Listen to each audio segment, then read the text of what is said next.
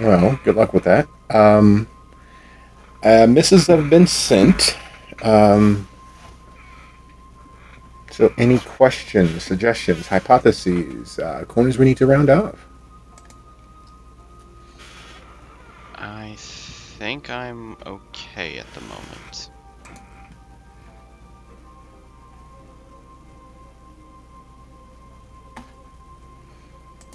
All right. I think I'm clear on where we left off, which is in the middle of the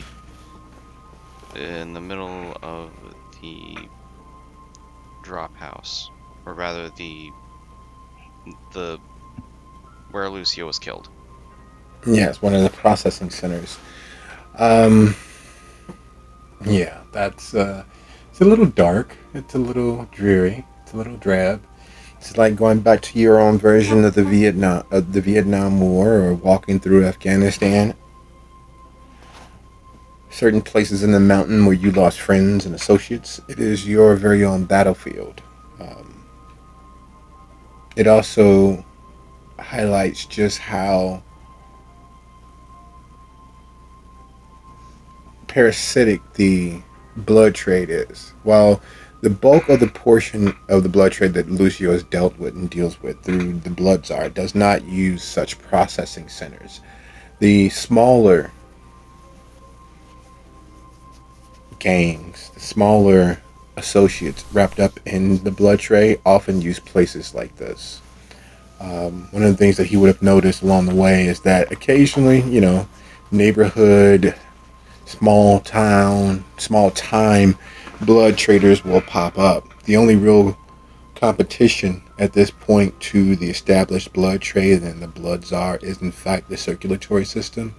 And because of their very cellular natures, places like this pop up, and they're usually put down fairly quickly due to Sophia's associates. But every once in a while, places will slip through the cracks. And this is what happens when those places slip through the cracks for any period of time.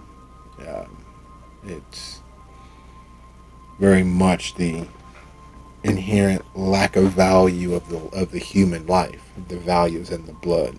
And fortunes are in fact made, but at this cost, well, this is how the sausage is made for most of those who purchase blood. But with no questions needing to be rounded off and no corners bent, I'd like to thank you all. Me and Diz were just talking about this break from reality, and I want to thank you guys for spending this time with me. It really means a lot.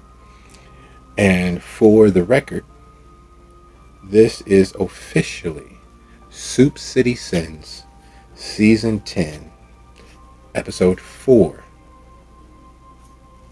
But best used tactics. When we last left our coterie, there were several decisions laying before each of our members. And while Lucio's options seemed far more physically fraught, far more emotionally damaging, there were big decisions ahead of all of our coterie members.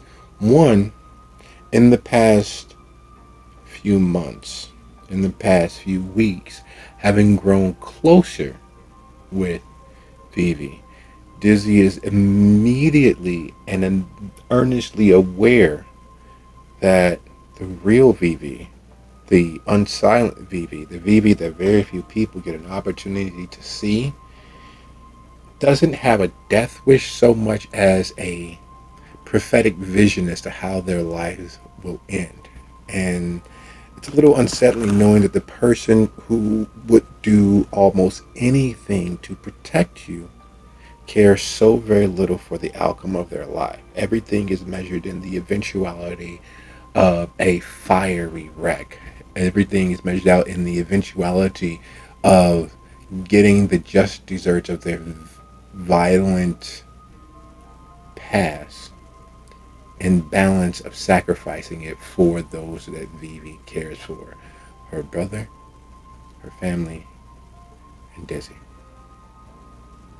There's an inherent responsibility. There's an inherent weight there that is almost the complete antithesis of being rootless, of being footloose and fancy free, of being able to put all of your problems in your rearview mirror.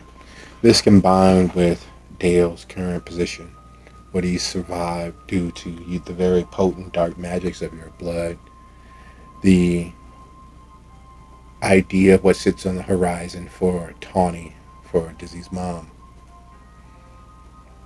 and the most recent results of seeking vengeance in the moment, allowing that balance to come due. And for Hestia, there is a most personal decision to make. For many years, for many decades of Hestia's existence, there has been an understanding that nothing and no one deserved to profit by or engage in any version of slavery. That means including more than a passing flirtation with subterfuge, more than a passing flirtation of lies. Truth was her byword, freedom the cause for her to continue existing. And in that pursuit of freedom for all at all costs, one of the many reasons why it seemed such a good financial decision to accept the help of Edward Viaros to help found and continue the shelter. Because initially the shelter existed and was one of the places that she kept an eye on. Do Donnell. He's always pursued helping the community, from low-level guerrilla activism to actually putting his time, effort, and energies towards helping those who were less fortunate than himself. And from a small van to a fleet of vans to an actual building, this was the next logical step and the best way that Hestia thought she could assist the world around her, the best way to ensure freedom at all costs, mental, physical, emotional, spiritual even. And now that choice sits there before her. So, with a small bit of a recap sitting in front of us, with an understanding of the many choices ahead for the coterie, we turn our gaze to Lucia.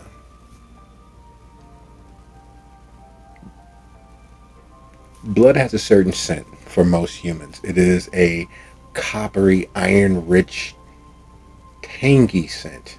It immediately has the hairs on the back of your neck standing on end if you inhale or you smell it on the wind. It is the scent. It's the scent of death and potential death. It is the scent of loss of life, of something injured to the point where death is a reality. Even small bits of blood trigger that scent and sense of preservation of life in the living. For predators, it triggers that same sense, but it also rings a mental dinner bell. There is a life in the offing, and whether that's to flee that area or to be drawn towards that area, it's an immediate instinctual understanding of the wrongness of it. For kindred, the immortal predators that they are, the scent of blood means something else. It not only means the dinner bell has been rung, but there's an opportunity that the beast will slip its leash, that it will make itself known, that it will make a larger mess of whatever has been executed or is in the process of being executed. Whatever wrongness, whatever loss of life is in the offing, the beast has a chance to slip from its leash and take control for more than a few moments. Even bolstered as he is by imbibing the very potent vitae having been offered from the professor, there is a mental fear. Every time Lucio lets his beast slip, or it manages to get him looking left as it goes right, something and someone dies.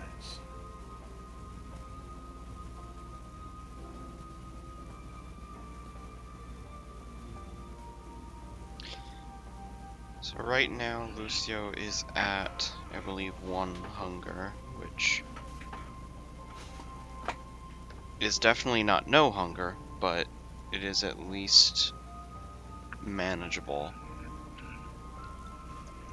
With that in mind, though, he looks to Critias and wants to get a gauge on exactly how he's handling this scent of blood in the air. Standing next to a hungry Methuselah is probably not a safe thing, so he's hoping Critias has some self-control here. There's something immediately and intrinsically alien about standing so close to some being who has watched civilizations rise and fall. There's something immediately alien because it's clear that same instinctual fear, that same instinctual hunger is not triggered in Critias. He's holding the thermos, the bottle. His jacket is as immaculate as it possibly can be, and he, much like a very passionate, though still cold, scientist, watching, observing Lucio, the environment, taking it all in as one would the chemical response of an emulsion being formed. So very satisfying, so very interesting how the chemicals combined and do more than just adhere to each other, become all but one, creating something new. And it's a little fear inducing to be so disconnected from the loss and potential loss of life, to be so unstirred by the realities of this place. This is quite interesting, isn't it? Now, have you been, since your creation, have you entered another such facility as this? Yes. Oh, I'm like this, and I believe the vernacular is a crack house.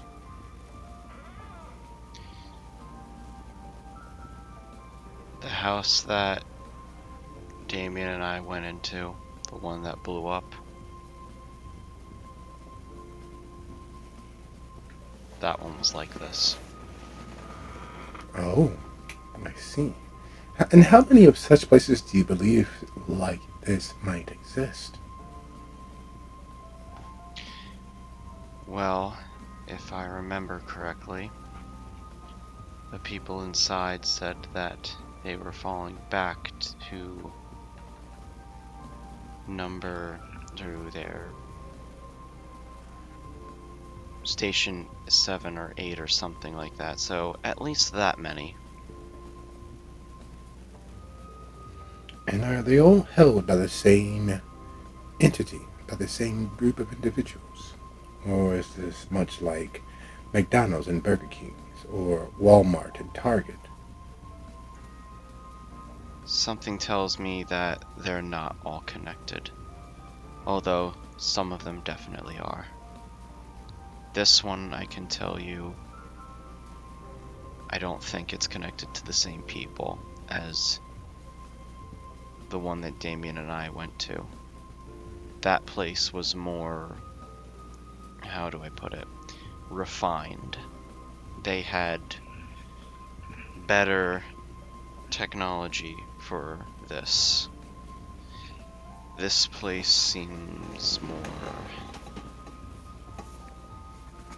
underfunded. So there is still a battle of riches even amongst those most criminals such as this. That isn't a shame.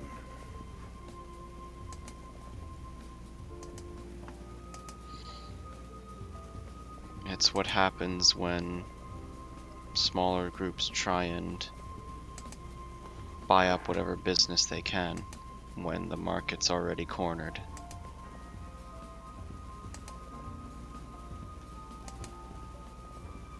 There's just not as much business.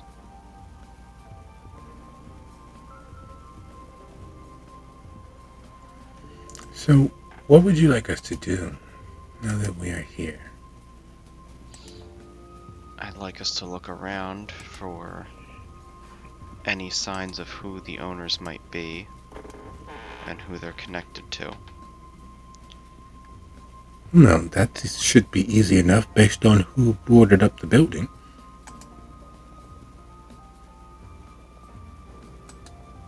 You already figured it out? Well, English is not my first language or even my 14th. It would be a very poor individual who could not be literate in English.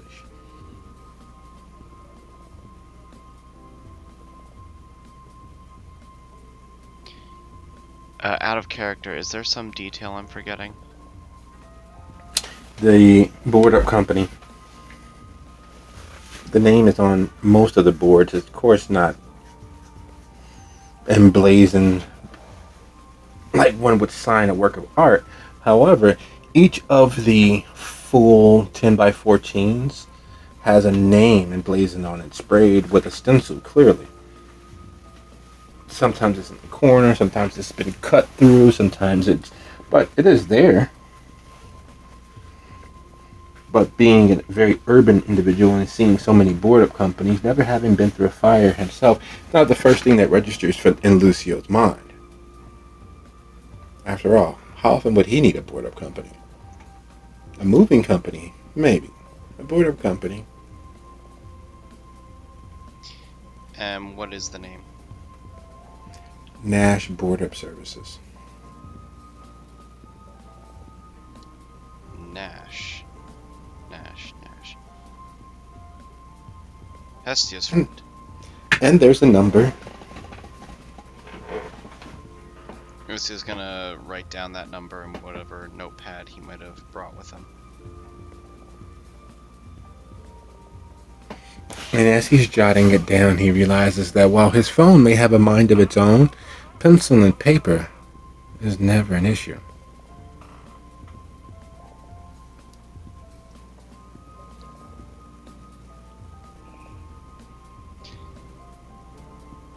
Well, that's certainly who the current owners are, but I imagine that they're not the original owners. These boards weren't here when I was first here. Well, I'm sorry to hear you feel that way, but my various and varied business interests, aside from academia, do you believe that I would relinquish them without excising a severe tax? What do you mean?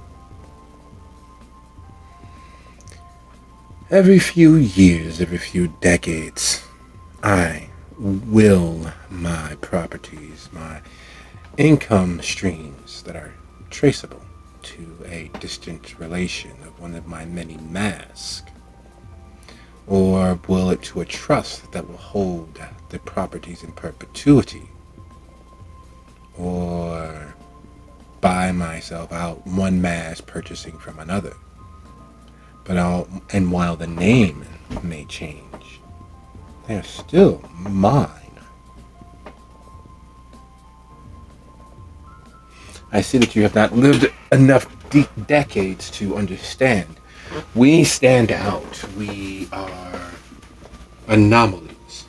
To disguise our anomalies, it helps adapting to or hiring someone who has adapted to more modern sensibilities. Otherwise, your fortunes will be consumed by the states of which they exist.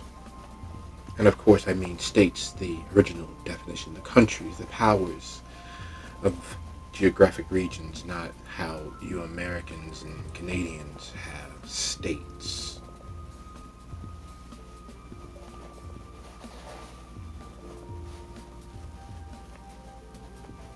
So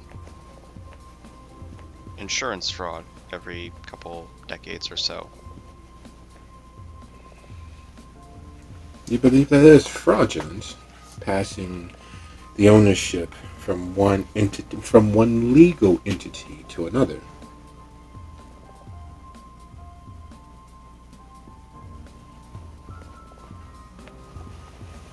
I mean, I could debate you on that, but on some level, our whole existence is fraudulent. We have to maintain the masquerade, after all. Well, But I'm maintaining not the massacre. faulting you for anything. I have a feeling that a couple decades down the line, if I'm still around, I'll have to do the same.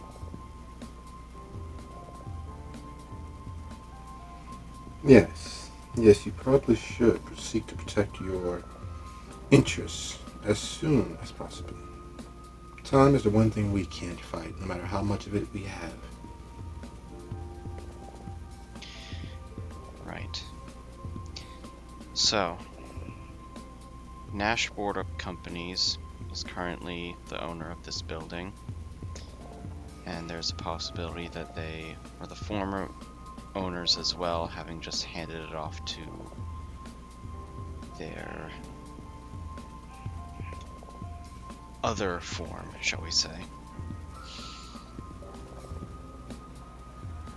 Some form of legal document or some sort of other additional evidence left behind to confirm that would be useful, and maybe something that might connect them, or maybe some evidence of the blackmailers. They might have been here as well.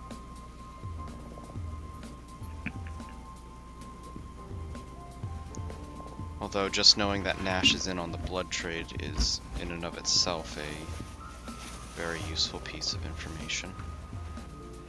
I always have suspected him of being considerably lowbrow, despite his patrician roots.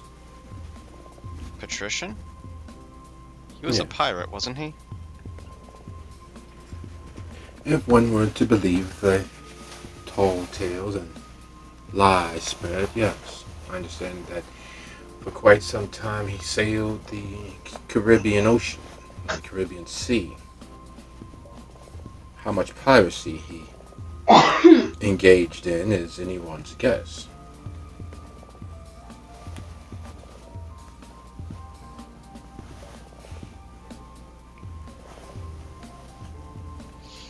Right. Well, I think we found out as much as we can just sitting in one spot, so how about we find the nearest room and maybe see if there's anyone still here. Lead the way. I'm merely a conscientious support. And Lucio will do just that. And as you all move through the building, the floorboards creaking underneath the weight, the silence is deafening. The darkness pervasive, and the almost consistent rhythmic drip has become all but invisible, has become all but unheard. It is one of the many room sounds that defines this place in your head, and it is only when you break the threshold of the nearest room.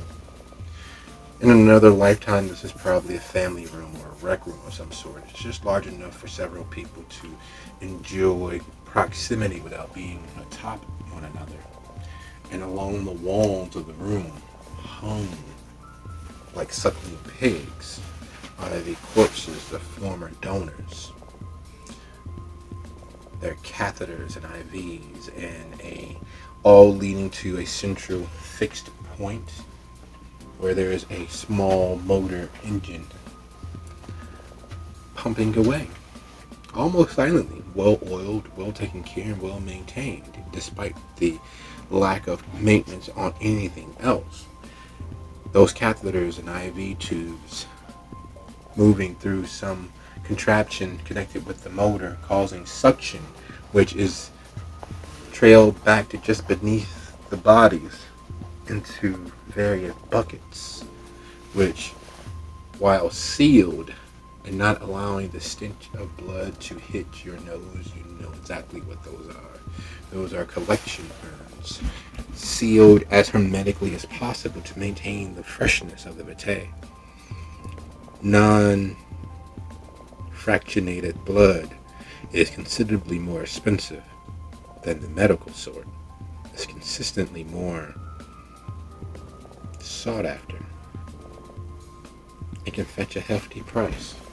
Without meaning to, Lucio does the quick math in his head.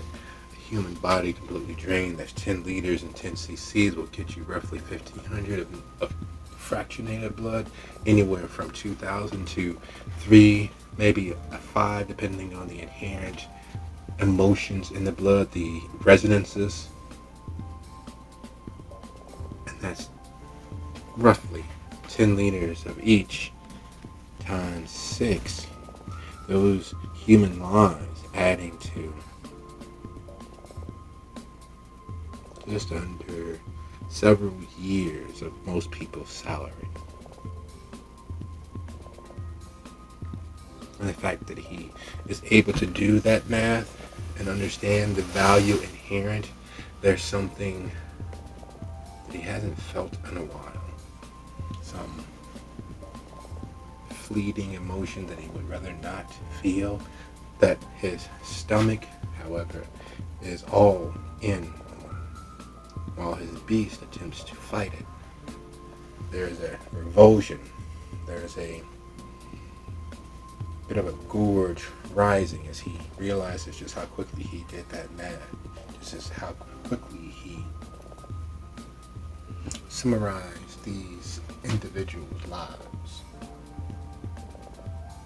and the value he placed on it, or at least the value that others would place on it.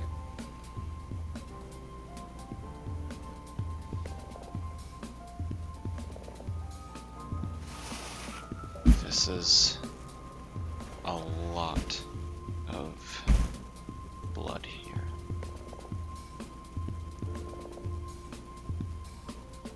Yes, but shouldn't someone be along shortly to maintain its freshness? That's what I was thinking too. Why hasn't anyone come by to collect it? They're sitting on a small fortune here.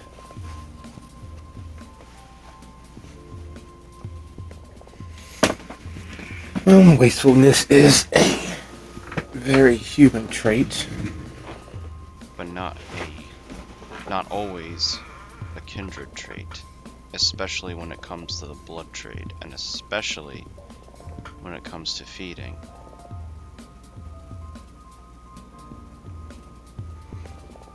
So, my dear detective, what would keep you from collecting such a huge value?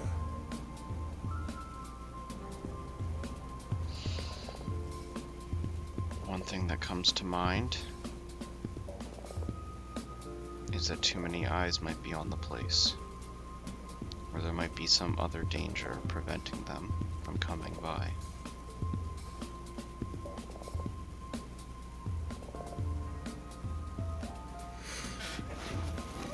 So, the predators and would-be businessmen that operate this institution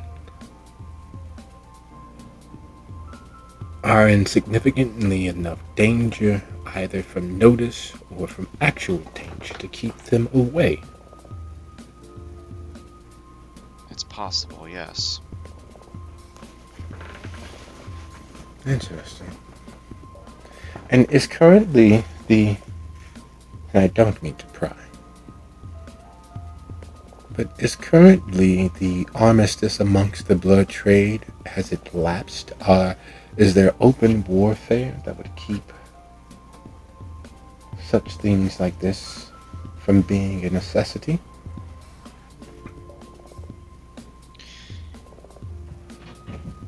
It's coming soon, from my understanding, but it's mainly coming between the Don Castiglione and Laura Blakeney's respective blood trades. As a certain spirit told me, Shadow and Spirit are about to collide.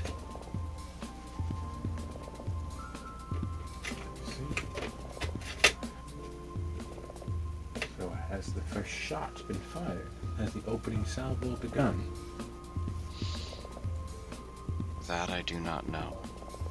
Perhaps we should find out. Do you have any resources amongst either? I believe I do.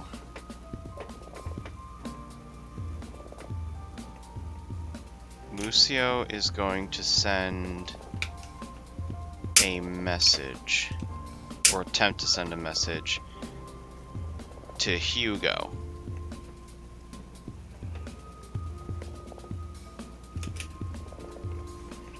I see. And he's going to say, or in the message, he's going to ask,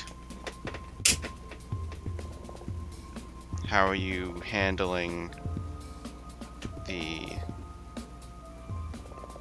Or, actually, let me think a better way to put this. He was thinking of basically asking, like, how's it been dealing with Laura?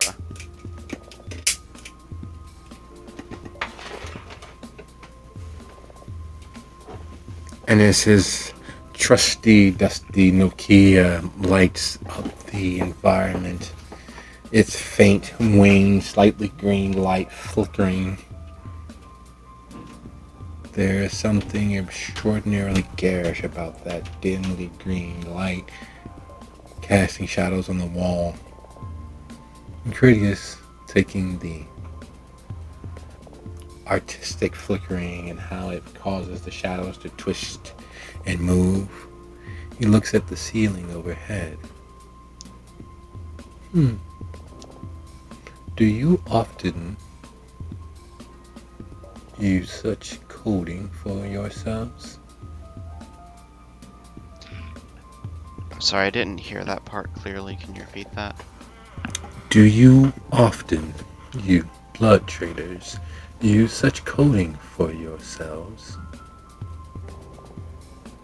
And he asks as he's staring at the ceiling, the light of your phone allowing what's written there to be a little more visible. Lucio turns up the brightness on his phone and holds it up to see.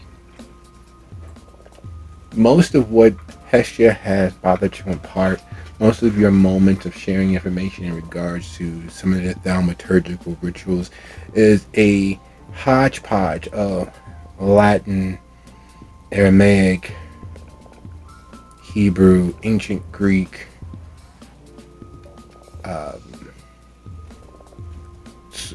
Kosa, and several other older languages. A lot of it has been translated, but that hodgepodge of a created language with 6 different alphabets in use looks suspiciously similar to what's on the roof above your head.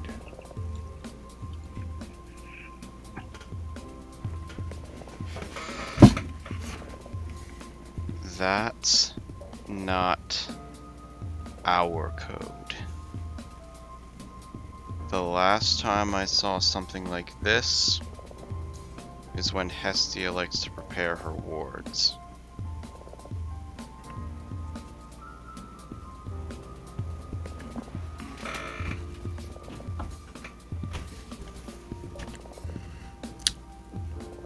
That is interesting. I didn't realize the Tremere were involved in the blood trade. Neither did I. Although Lucio wants to try. How much does Lucio know about thin blood alchemy, if anything?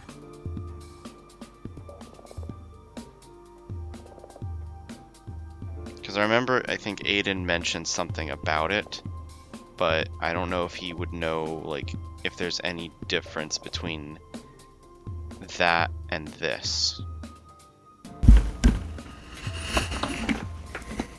This Aiden, is there any way we can speak with him? I was saying this out of character. Oh, okay.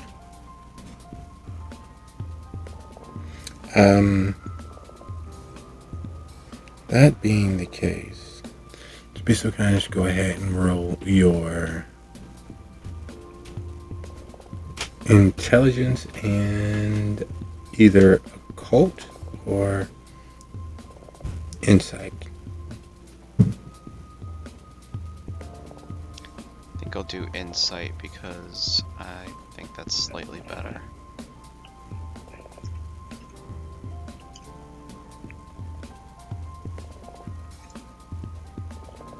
Two. This isn't specifically connected with the Dustborn, but you don't see why, if they were taking lessons from Sylvia, why it wouldn't be within their wheelhouse. And then Lucio says out loud, it might not be the Tremere, at least directly.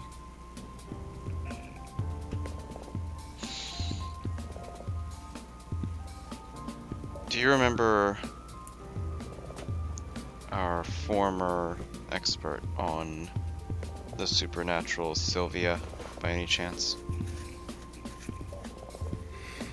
Yes, the third or fourth most respected member of the Chantry that was killed by the Bahari?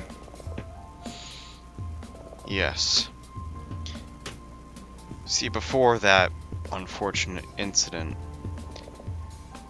she was doing something that Tremere shouldn't be doing. She was teaching the Thin Bloods blood sorcery.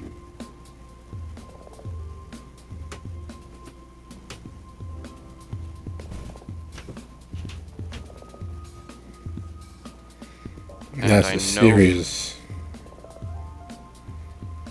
serious betrayal of the Tremere, as far as I understand. Extremely.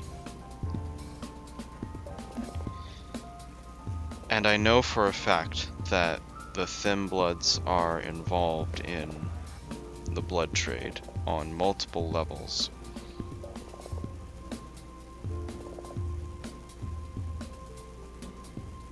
There is a chance that this is either the Children of the Dusk or the remnants having decided to abandon the movement and take shelter in the blood trade instead. As I don't believe that there are many of the Children of the Dusk left in the city after their massive failure.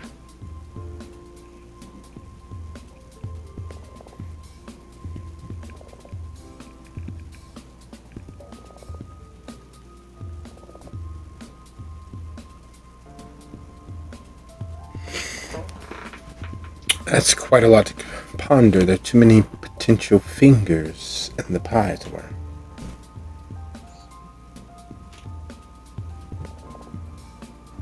I am no expert in the occult by any stretch of the imagination, so I don't know what exactly these diagrams and wards are meant for. Whether they're meant to alert people to our presence or to just watch over this place in general. But I'm not sure I'm not sure if it's safe for us to stay exactly in this room right now. We might want to have a look further around, see if we can find something else. And failing that, perhaps a stakeout is in order. Do you have someone amongst the Chantry that might be able to translate so that we can have an understanding and potentially, isn't there such thing as a handwriting expert amongst the Tremere that could track back whom was responsible? I don't know if there's a handwriting expert, but I know that Hestia and Melinda certainly know a thing or two about wards. I could try asking one of them. Melinda is especially good at finding people and finding connections between people. And Hestia is probably the best person I know when it comes to wards.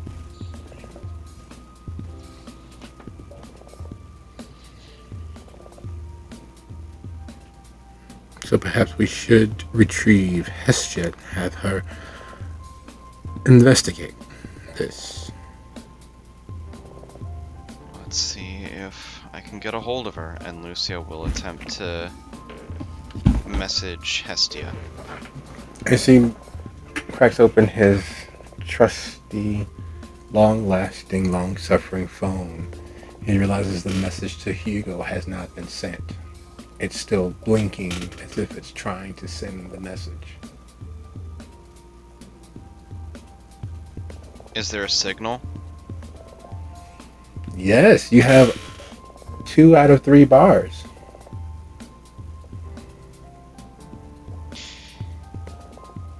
On a 3G network. A 3G network? Oh no. Lucio looks to Critias and says, I have a small favor to ask. Yes. Lucio's gonna type up the message on the phone. He's gonna hand the phone to Critias and then walk back several paces and says, can you press send? And Critias hits the button. Huh. That is interesting. Do all of these cellular devices do that? And based on the light on the wall from the screen, as wane and thin as that greenish light is, the flickering of it would be enough to cause a seizure if you were prone to such things. Lucio tries and look at the phone and see what exactly is going on. It's rebooting over and over, and when it reboots, it gets to the message and it blinks, and then suddenly it's Hugo's message, then it's the message to your sister, then it reboots, then it cycles through the messages again. It's as if someone has an invisible hand and is moving between your message and your home screen and rebooting the phone all at once. No, it doesn't normally do that. Lucio takes the phone back to see if it stops. No, it just shuts off. Lucio's gonna hand the phone back to Critias.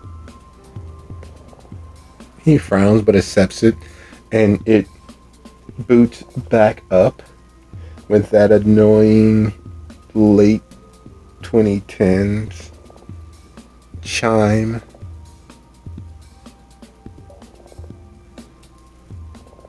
And Lucio's heart sinks as the first thing he can see over Critias' shoulder is welcome. Let's begin setting up your phone.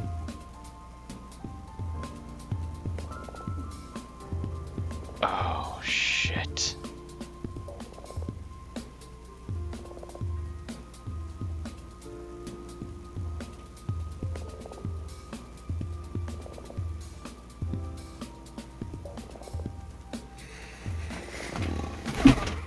It stopped dancing. That is interesting. And this is not how most cellular devices respond. This is what's supposed to happen when you first get it. Not when you've had it for 7 or so years.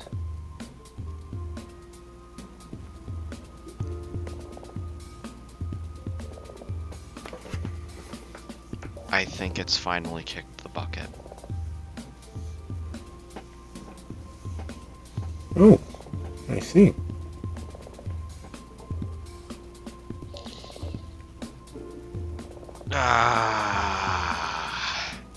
I knew this curse would finally catch up to me, and here we are. Being a kindred does not mean you're cursed. It's a common aphorism, but there is no truth behind it in the grand scheme of things. Well, one thing that is true is that ever since I was turned into La Sombra, technology and I haven't gotten along. And I think now, after a year or so of being exposed to whatever causes this, I think I might have just lost my phone. Oh, well, I have the one that you provided me back at the library in my things. We can retrieve it for you. The issue is that it still won't have any of my information in it. All the contacts and messages and photos, and oh my god, I've lost a lot of information. Is there any way to plug it in and download from the clouds?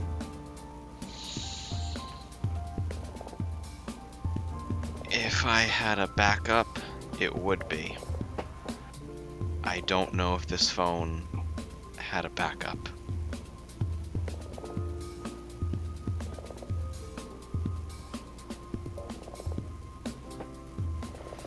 How are you going to contact your associate Hestia? I will try and remember her phone number. Lucia's gonna take the phone back and go through the boot up process and try and remember Hestia's number, which he probably hasn't had to put in for a while because he's always had it saved. No, he has not. And as Lucio is going through his phone, we shift our gaze to Hestia, sitting across the desk from Donnell. The look on his face, there's no other way to describe it than him being forced to watch someone ask a question and punctuate a statement to his mother or newborn child with all of the bass they can muster in their voice. And the idea of asking a question and punctuating a statement, of course, meaning the forward hand slap with the return back of the hand. Asking a question and punctuating a statement to someone he loves and is unable to do anything about. The shock and the horror sitting there on his face would make lesser persons fall into themselves. It would make people made of lesser or less stern stuff, people who have no steel in their being, would fold. But Hestia, bless her soul, bless her heart, bless the troubles, travails, the traumas that she's experienced over this last year. And while the pain, in fact, is still there, there is a certain predatory pragmatism that she did not ever hope to possess. What is it that Hestia might do?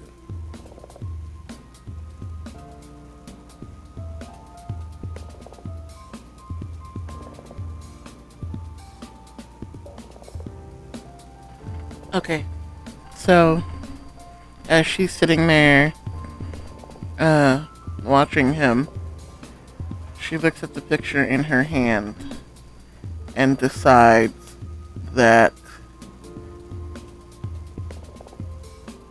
she can't ghoul him.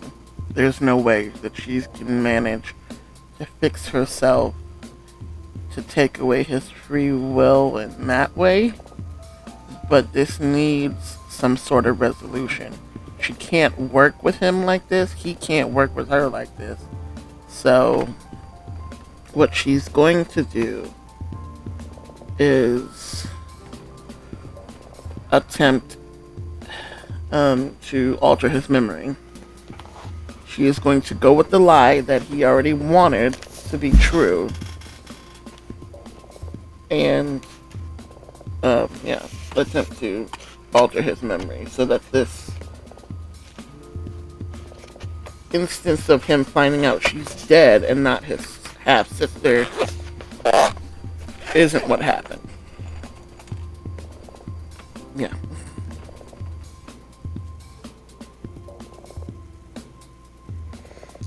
So pinkish remnants of tears mixed with the very salty aspect of tears sitting at the corner of her eyes.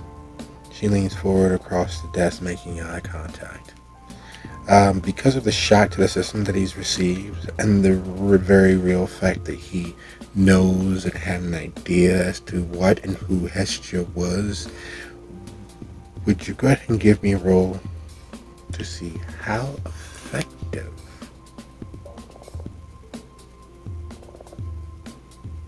the attempt to erase the last few moments, to rewrite the last few moments to a less dangerous and more emotionally trying aspect. The sheer thought of it is enough to cause a tremulation of terror.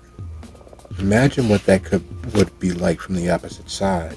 You are confronting decades of a family's dark secret. You are coming to some semblance of truth about yourself and the world in which you were created, how you became you. Now, are you using forgetful mind or are you using cloud memory?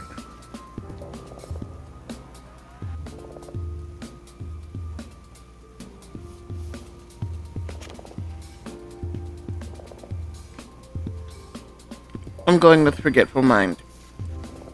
All right, excellent. Let's go ahead and make that initial rouse roll and roll your manipulation plus dominate. Your target number for how much of a complete success you'll need will in fact be a 3, but of course you know it's automatically successful, which is how thoroughly it takes is what we're taking a look at here.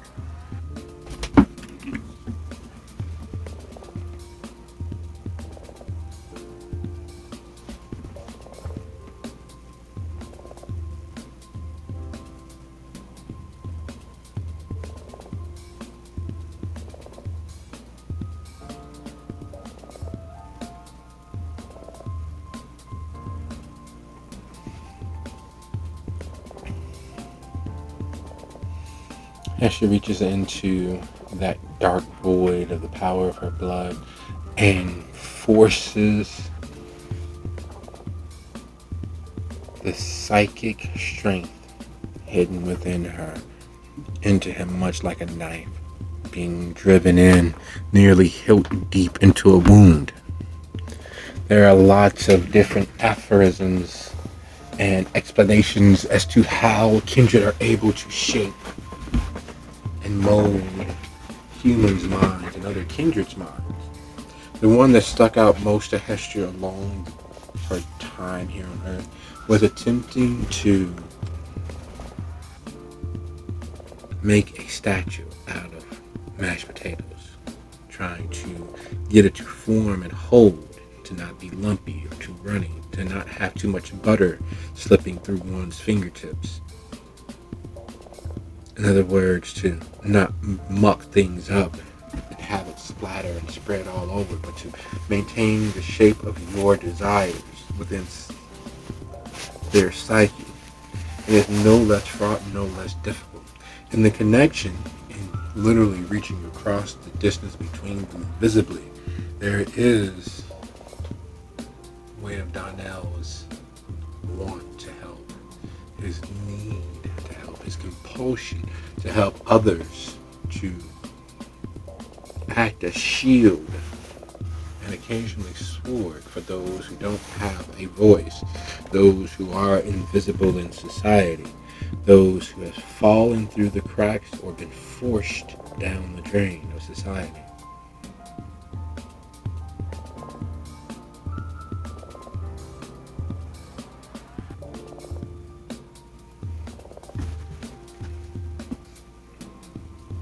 And there's a lot of them. So once she feels like it might have taken, she looks at him, takes a deep breath,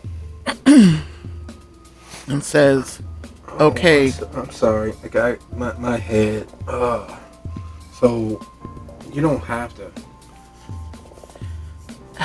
Donnell, look, you have. I didn't want to say anything. I didn't want you to think our dad was a bad person for cheating on your mom with my mom.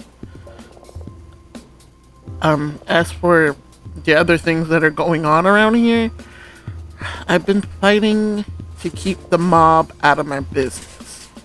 I've been trying to keep the mob from sticking their fingers into our financials, and they have been trying really hard and making threats. And I can't go to the cops because they have people in the cops, so I wouldn't. I'll be okay though. I promise you, I'll be okay. Okay, bro? Yeah, but you can't do this by yourself. I know. We, That's we why are I have stronger Lucio. together. Look, You I sure don't want he's you not to in the get hurt. mob? I'm pretty sure he's not in the mob. I know he looks like he would be, right? But no, he's a good guy. What about that friend of his that looks like his brother, like the before and after versions of a reformed mobster? He used to be, but he's not anymore. He left. I Is know that's there weird sounding. You can't just leave the mob, but he's left that life behind. And he's helping us. is there any way he could use his friends and associates and all that, forget about it, people to help us out? That's the whole reason it hasn't been worse than it is, because he's been helping us. Yeah, I don't have to like it, but you don't have to do it by yourself either. I know. I know. It's so hard for me to even admit that this is a thing, and I'm stubborn. So, I didn't want to drag you into it. You had already gotten hurt, and I didn't want to see you get hurt again, and this is serious. They could really do some damage to you, and I don't want it. I don't want that, especially because we're family.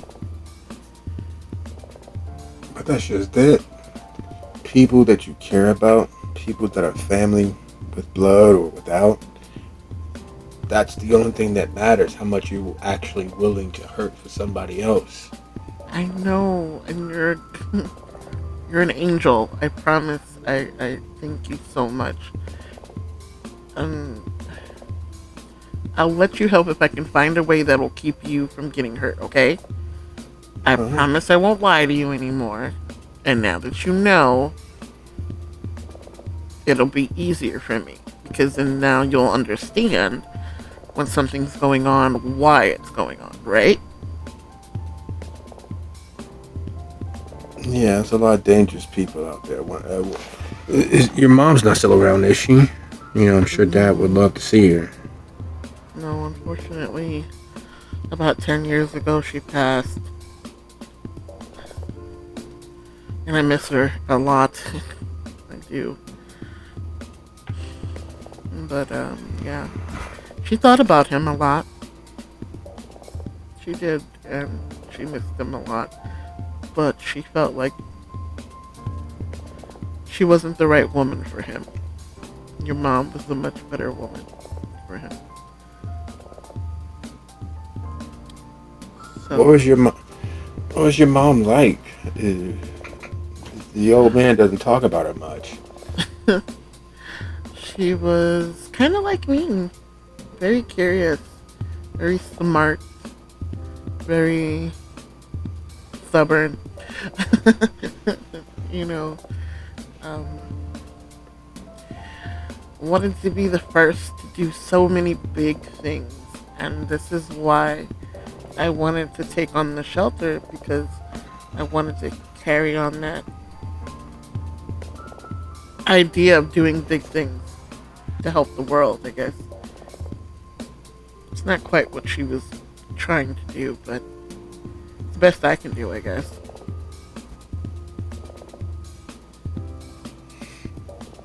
I cornered the old man when I was doing rehab. Spent a lot of time more time hanging out with him. That picture was at the Derby. The Derby's still there. We should maybe go look at their booth or at least where the booth might have been. I don't want to go dragging up ancient history. But it'd be new history for us. Think about it. For the longest time, it's just been me, my younger siblings and cousins, and it's You only don't been know part of the today. story. You haven't told them. My sister's been pushing for it, trying to ask why me and Dad have been having a lot of conversations, but I've been pushing them on it because things like you shouldn't have been a secret. You shouldn't be someone's dirty little secret. I know. Look, it's okay. And I promise you, it's okay. it's I funny. never felt like a secret. It's was still love. not right. You shouldn't have to adjust to being an afterthought. You shouldn't have to be the also ran. Your life was supposed to be. You don't get it. Like, did your mom have other kids? Was it just you? I was an only child. Yeah, you don't get it. Part of the greatest testament to loving someone is witnessing. You don't have to like what they choose. You could absolutely hate their actions. But by loving them, you are bound to witness their lives. And they know that no matter what they do, you'll be there to help where you can. And even if you can't, to watch, to be there with them through it. To hop down in every hole you can to help them climb up.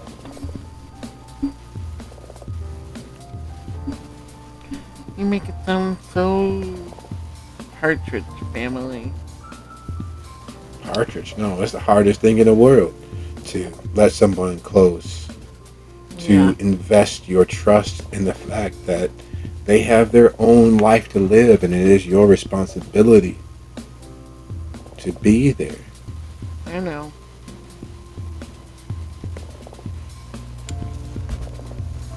I mean, do you? Like, I want to be there for you. Like, That's what scares me. It scares me to think, like, the day you almost died. You know how much that hurt me. It killed me inside. It like tore my heart out, and I thought I was gonna lose you. I don't want to. tougher than I look. Yeah. Okay. Tough guy. All right. Can we go back to work, please? No, not so I know that you're okay. That's the other balance of caring for somebody. You don't. You look a little run down. And I say this with love. You probably need a vacation. You look horrible. I love you, but you look horrible. Well, it's true. Then you keep going back to the night I almost died. For a long time I thought you might have been using, but I realized that it's this place. It's draining the life out of you. You look like you need Rapid blast. serious. Yes, you need serious rest. For a while, you there was a turn, and then now, no, you need to take a break. I should be thankful for that girl being high on PCP because those few weeks of rest, of forced rest, because I wouldn't take it otherwise, Right? allowed me to find out about you. And as much as Dad's sundowns, getting him to talk about the love of his life and realize that he wasn't talking about my mother, Oh no. getting him to open up before he lost himself about how his life would have been different, how the little girl down the street, how they grew up together, how she was the smartest person, most caring that he'd ever known, and how he knew that he'd die before he let her go. How even now he remembers the perfume she used to wear. Do you know what that's like? Like, he literally loses himself throughout the day. The moment the sun goes down, he's a completely different person. And the only thing that sparked in the shadow of his mind was that girl, was that woman, your mother. The person that he said was stolen from him, that he should have been with. Can you imagine that? No. It's really sad. I wish I could help. I mean, You can come by and meet him. Come by and meet your dad. I don't know if I'm ready for that. But I'm not gonna say no. I'm not saying no. I'm just saying I'm not ready. Okay? No. Well, the funny thing is, as much of a stab to the heart learning about your mother was, I don't forget many of his lessons. And one of his lessons was, if you wait until you're ready, you will be waiting for the rest of your life. This is why I didn't want family. You're so weird. Okay. I'll think about it, okay? I promise. I promise. I will not wait until I'm ready, but I can't tonight, okay? Why not? We're family. We get to go into the facility anytime we want, for the most part.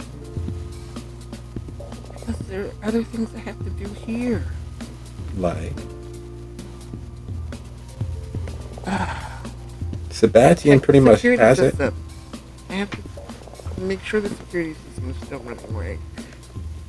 Like I told you, the mob thing. We can't let that lapse with that kind of danger. Well, that's what Sorochi's for. Where has he been? His vacation should be over by now. I got some bad news about that. More bad news. We lose him to the shelter down the street too. No. Unfortunately, we lost him. Apparently, on his vacation in New Orleans, he got mugged and didn't make it. So you knew about that and you didn't tell us. I didn't know how to tell you. You just ripped the band-aid off. I'm not used to that. I don't have to explain myself to people usually. I don't like telling people are dead, okay? Shit. I did my morning in quiet. I did my morning by myself. And I know you're gonna say I shouldn't have had to. But I did, okay? How about that Hunt kid that was Looks like he's about the same age as Sebastian. Is he around? Can he come help? He was always up under Sorochi. Mm, wait, which one? Uh, the white kid, the tall, skinny, long, short hair, the one that was always trailing behind Sorochi. Oh, What is his name? Andy. Aiden. Andy Hunt or whatever it was. Alex. Oh. Alex got called away on some kind of religious journey. I haven't heard from him in a while. I do check on him though, and I know he's still alive somewhere out there, but his temple sent him on some sort of religious journey. You know, Probably that's in a little Tibet. weird. Yeah. You know, that's a little weird, right? Most people don't quantify or qualify when people go and move to a different job or move to a different city but he's still alive. That's a little weird. You know that, right? Well, because I just told you Simone was dead. No, he was scary anyway. I'm sure he scared the muggers half to death before they did whatever they did to him. Probably ran his mouth too much and got stabbed multiple times. Who knows? They didn't tell me many details because I didn't want them. I don't want to remember him that way. So, what about the girls? They got arrested. Oh, I see them around during the day, but they don't really do their full shifts anymore. they're just lazy. They're college students. They're still here. I- I'll check in with them and make sure that they start doing their regular shifts. But yeah, they're just lazy. They're volunteers, so they feel like they volunteer when they feel like it. You know how privileged kids are. I wish I could say I do, but I don't really get a chance to meet many privileged kids. Most of the kids that come through here, well, I know. Out of everybody, I would know because I'm the one that wanted to give them a chance, to give them a better life. speaking of kids, have you tried making any nieces and nephews for me? Have you, like, Ew. You're so gross. created life? Have you, like, made someone? Plants. I'm good with my plants and my animals. How about that? Most kids can act like a combination of both and eat both, so.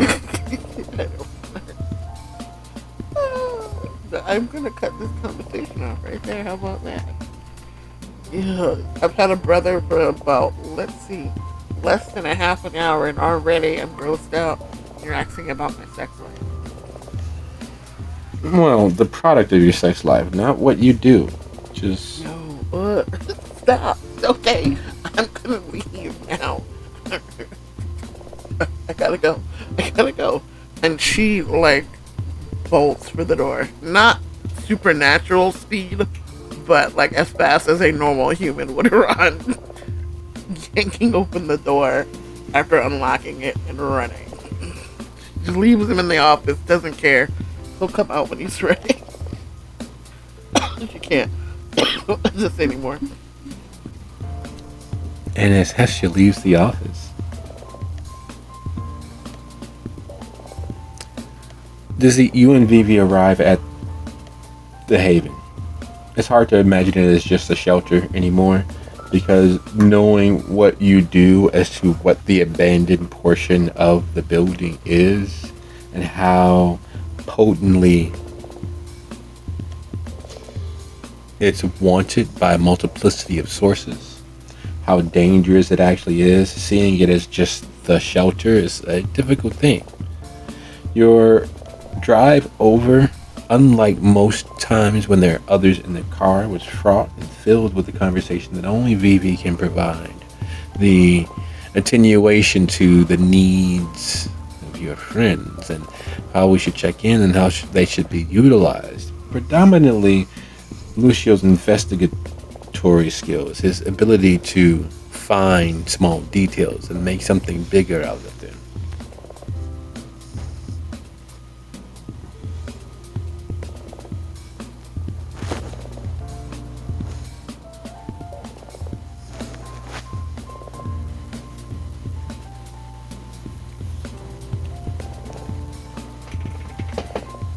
Dizzy, did we lose you?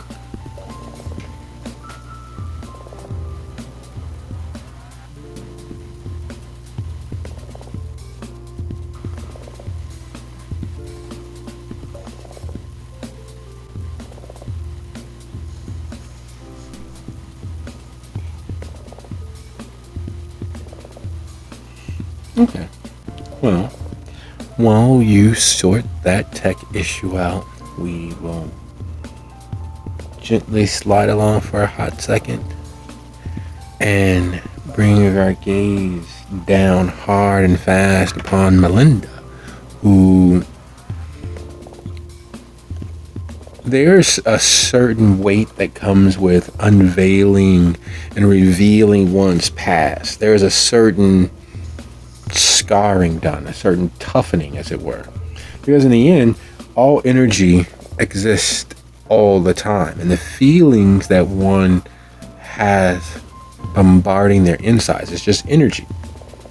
Disrupted energy for those moments where the beast rises or the anger rises or the love is so overwhelming that it causes a temporary autonomic shock where one feels butterflies and flutters in the stomach, where the world seems to turn topsy-turvy. It is just energy. And unfortunately, in this present state, with the questions raised, with the truth revealed of Melinda's past, there's a lot of energy percolating just beneath the surface. Mainly the real threat of having been found out. Because not even DeSalvo knows exactly why Melinda chose Chicago.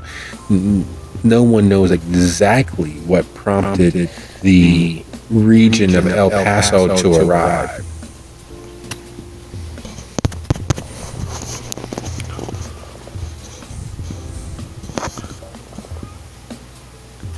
I have missed a lot. Oh no.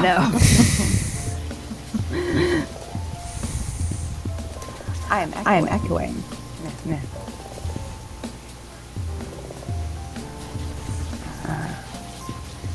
I can hear myself through Dizzy. All right, how about now? Hello. No. Okay. All right. Yeah. I missed a lot when I missed last week.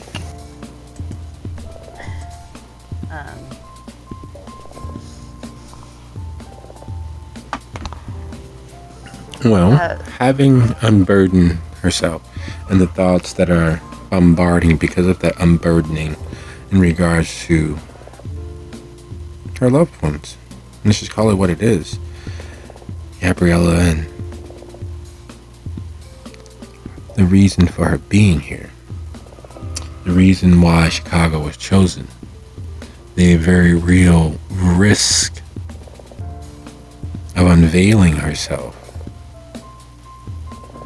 And the fact that while there was death, dismemberment, fires, and a widespread terrorist attack based on the Leos of the Second Inquisition, she's experienced more up-close, personal, traumatic death than she had the entire time of the assault, than she had in Prague.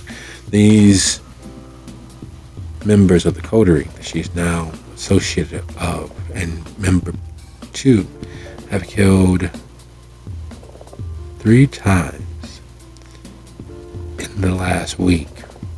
At that rate,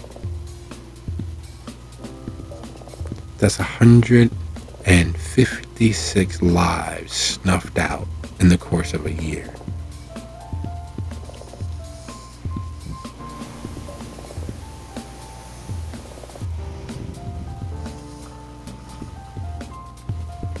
Does Melinda believe she has the intestinal fortitude and the pragmatic, predatory nature to be witness to such a mountain of death?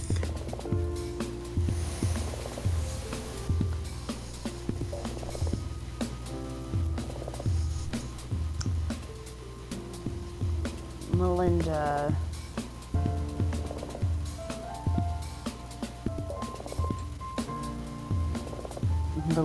knows that she can handle it. She survived Germany. She survived Prague. She survived El Paso. And she, 150 lives is nothing compared to the thousands that were lost in Germany. But there is this part of her that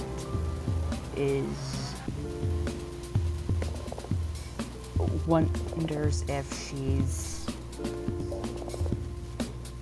has some kind of curse, maybe she's considering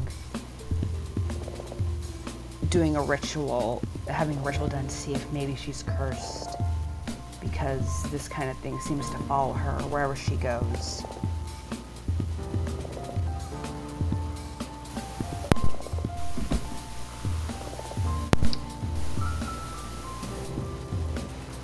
Well, typically, scrying for curses is the purview of the spiritualists, those who involve themselves with the many worlds beyond, those who delve into the oblivion of the maelstrom, those who tour the Shadowlands, those who are able to reach across the veil.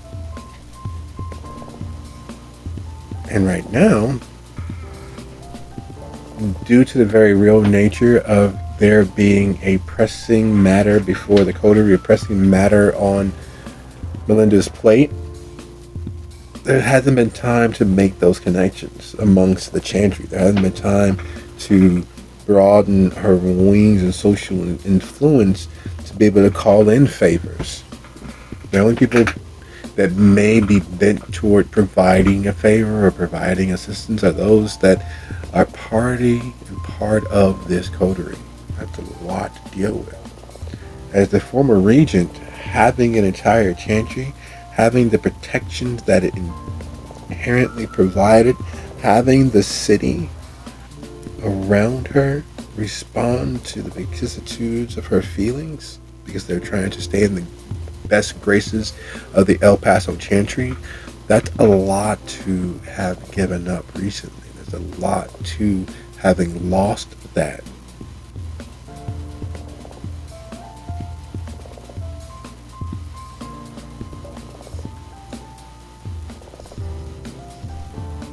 So, where is Melinda right at the moment? Just outside of the kitchen, between the cafe area where the patrons, clients, and those who live here in the shelter are able to get their meals. You can hear the head cook in the kitchen barking orders as if she's the captain of a ship, guiding the preparation and doling out of meals.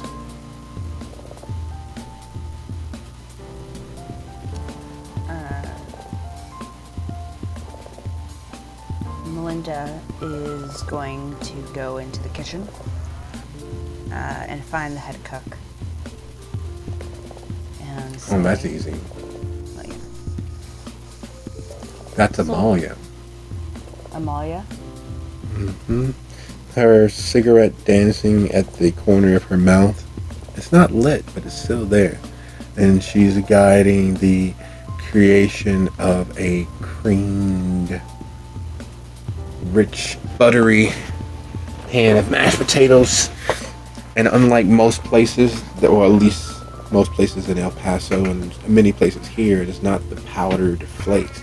These are real potatoes being blended and whipped by hand, folded in with unsalted butter as well as salted butter, a little cheese, and it is being fluffed and whipped and beaten.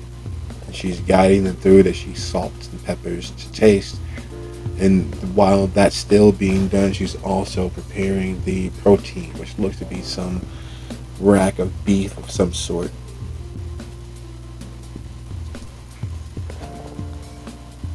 Miss Maria, is there anything I can do to help?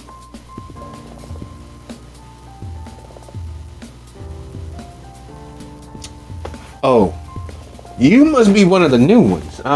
Yeah, you can help. You can grab that stack of plates over there. And she points you across the kitchen. There needs to be out there so they can get to them, because if they're sitting back here on the rack, no one's going to actually use them like they should. They're gonna come back here with all sorts of things in their hands. And where is Sebastian? And I know Donnell was around here somewhere. Could you go grab one of them and have them come help? Because we have a census tonight of, last time I counted, we were right at 175.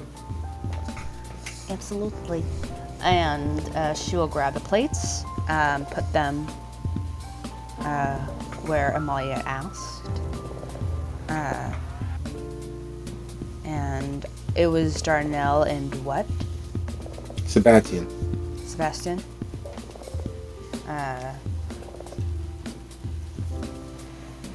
Is...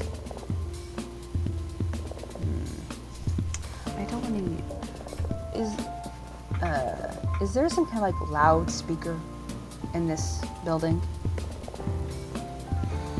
If there was, it'd probably be in the office. Office?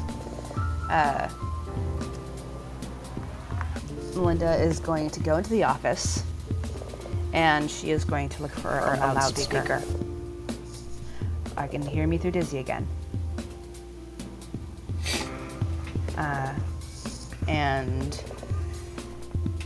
Does she find a loudspeaker? Making her way toward the office, she sees Hestia come running out. Not actually running, but moving at such a high rate of speed it is impossible to view it as anything but running.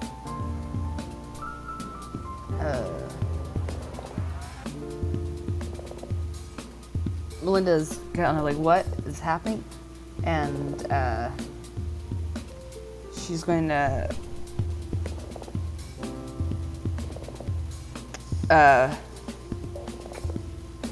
walk into the office, potentially prepared to like beat someone if she has to. There's a tall, dark man standing there in a blazer, and which he's pushed back up his forearms, which lets you know that he's not wearing a long sleeve shirt. Underneath, his jacket is well used. It's a check pattern. His tie is a little too blocky for current styles, a little too wide. It's clearly been something that he's used. And he's putting something inside his coat pocket.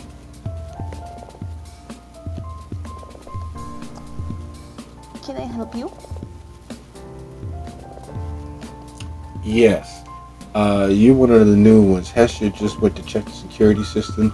You can go and help her with that. Then get back here, because Sebastian should have given you a list of things.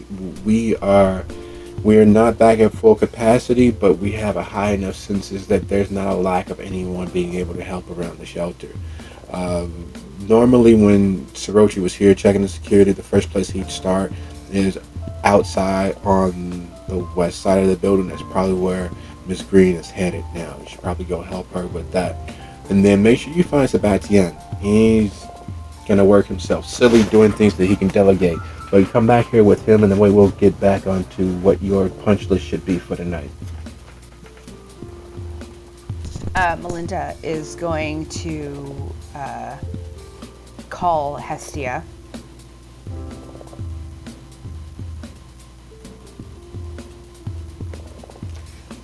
And As in raised voice, or is she going to pull out her phone? pull out her phone. What are you doing? You could do that on your break, and we always make sure everybody gets their 15 minutes. Go find Hestia. She's helping with security. She's probably on the west side of the building. Is there a loudspeaker in here? You mean the PA system? Yeah, we don't use it. It scares a lot of people that served in the military. It's a PA system, and it's gonna trigger God knows how many responses tonight. And with the weather already beginning to turn cold, we don't want to drive anybody else back into the street.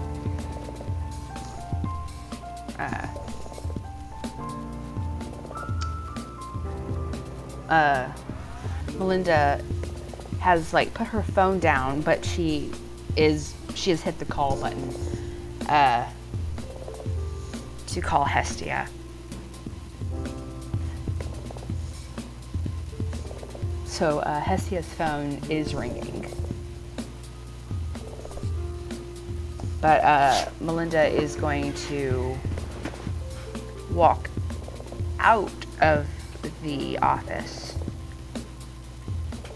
and like as soon as she's gonna kind of step aside so like whoever this guy is, like she's not in view of him, but she's going to put her her phone to like her ear and like wait for like Hestia to answer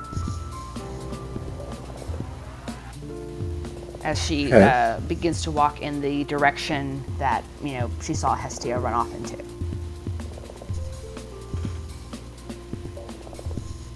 Okay, I see your phone's ringing.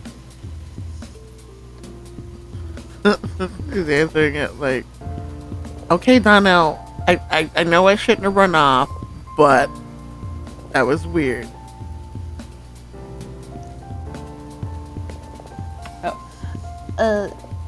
It is Melinda. Oh, sorry, Melinda, sorry. Man in your office. That's Donnell. He's my half brother. He was. I saw him put thing in his pocket. That's a picture of our dad. Okay. He give orders. Oh, he thinks because we're related that he can run shit now, I guess. I'll handle it later, but just meet me. I'm down the hall. I didn't go far. Yeah. I'm looking for Sebastian or Darnell. That was Donnell, the one you ran into in the office. Oh, was that who I was? No, not Darnell. Was that who I was looking for with the other guy I was looking for? Nobody? Yeah. Donnell. Yeah. So that's who was in the office. Yes. All right.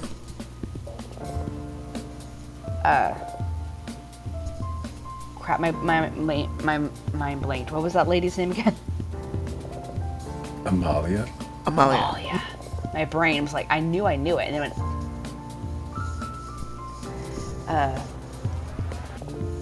She's gonna peek back in the office. She's like, Amalia's looking for you. Oh crap! And- What fire is going on in the kitchen? Is anything on fire? No, but she needs hands, and you have them. Find Sebastian. I need to get the checklist so that you don't have a lack of things to do because we're still down staff and our census has increased. We also need to get a medic out because we don't have one on for night shift. So could you make sure that Amalia doesn't need anything until I can get there? Unless there's something on fire, get Sebastian to put down whatever he's doing and help Amalia. I would like to see you tell Amalia. Can I hear this the whole time? Yes, you can. I have not hung up. Okay. At the very least. So, listening to this, she said, "Oh yeah, he thinks he's running shit. Let him think that you're listening to what he said, and just meet me around the corner. I'll get Sebastian myself, so you don't have to go looking for him." All right, Darnell, I'll get right on that. I'm going to go find Sebastian and find the fire extinguisher for fire. And I will hang up and I will go Fine, Testia. I didn't go far. Like, I'm literally around the corner, Yeah. just hiding from Donnell. Well, I thought that when Melinda finds you, she's like, I wasn't sure about him. I just see a man, in her office. You run away, man put thing in his pocket afterwards. I thought it was very suspicious, to be honest. I didn't. Okay. I will, when we get a second to ourselves, I will explain everything. But for now, all you need to know that he's my half brother, and he was putting a picture of our dad in his pocket. Alright. When were you born? Yeah, that's part of the explanation I have to make later. But I don't want him to overhear that part, okay? oh, okay. She gives her a very animated wink.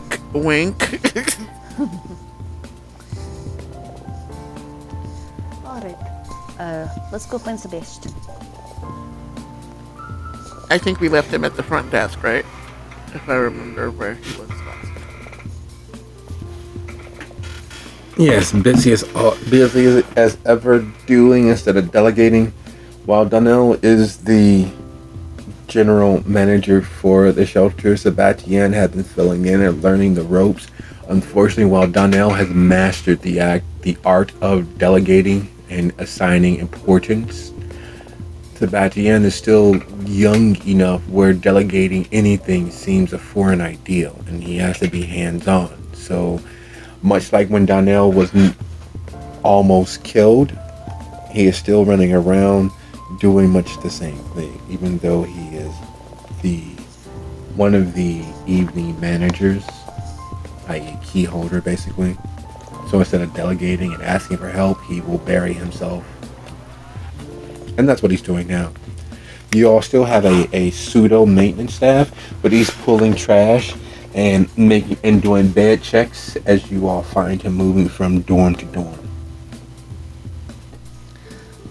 Hey, hun, why don't you go help Hey, Miss Amalia? Green. I will take over here with the bed checks, okay? Sure.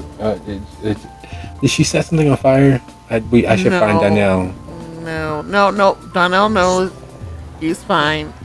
He wanted you to go help in the kitchen. Yeah.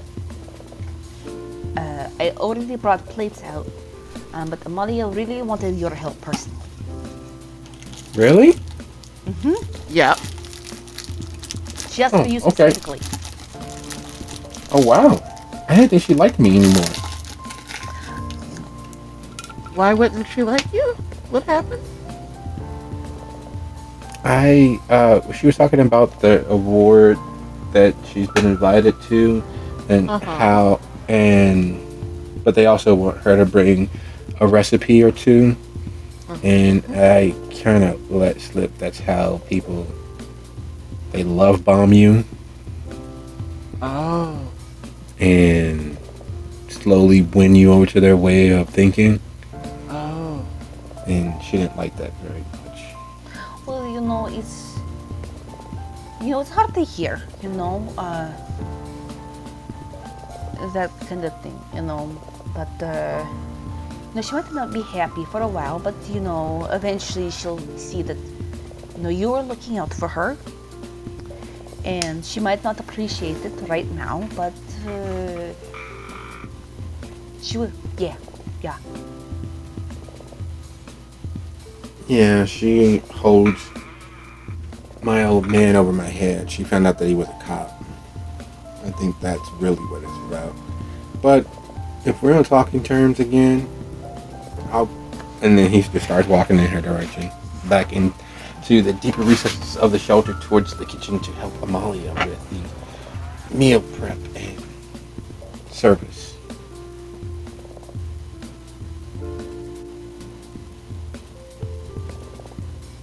Alright, well, it was handled. Where is fire extinguisher? There should be one on most walls. actually. One in each room, or I, two in the bigger rooms. So, I was told that when entering kitchen, the first question you always ask is, where is fire extinguisher? When introduced. yeah, okay. That is actually that is true. My brother has worked in a kitchen most of his adult life. He is safe certified, and you are like whenever you enter a new kitchen, that is the first thing you're supposed to ask someone is like, where the hell is the fire extinguisher?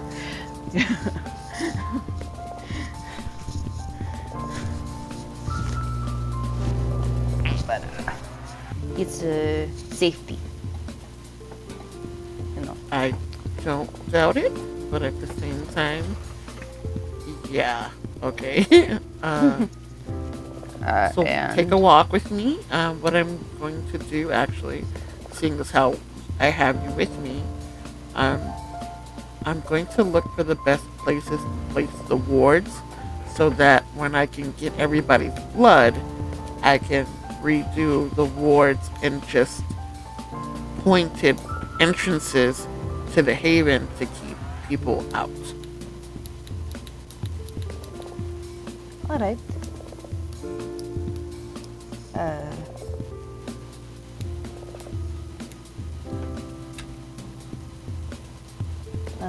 let us go. There's a basis to figuring out such things.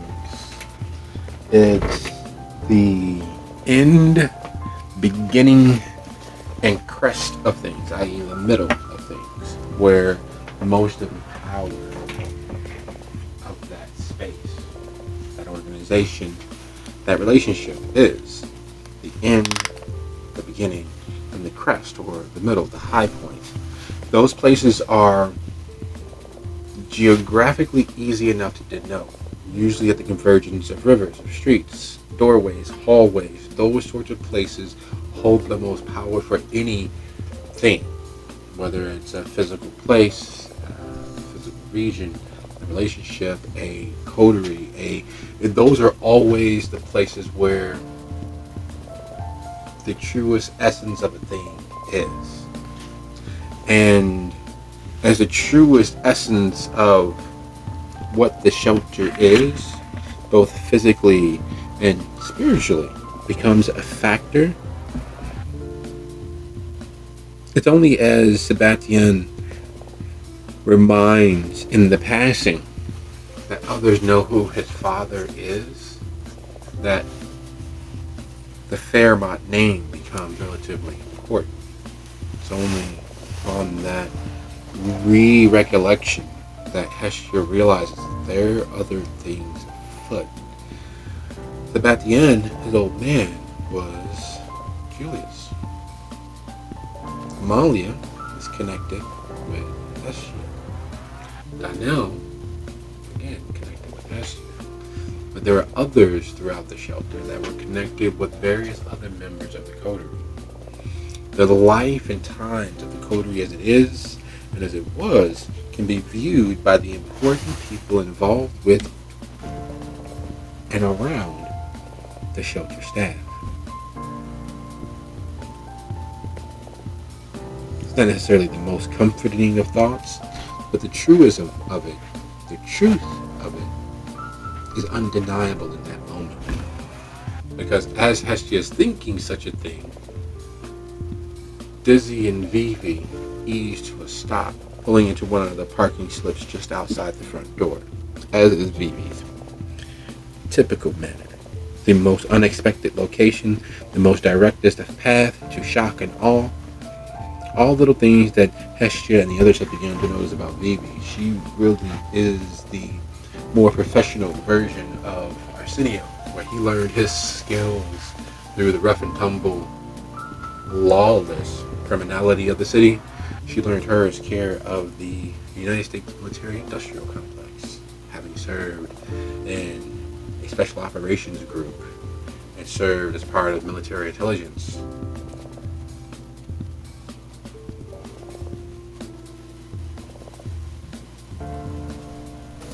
Can you hear me? Yes, how we doing? All right. So yeah, I get what you're saying, but I mean, do we have to work like all the time? Well, there's always breakfast, and with breakfast we don't really work. I mean, that's you have no idea how much eating breakfast has worked for me. What? That's how you keep your girlish figure. With some supernaturally enforced bulimia.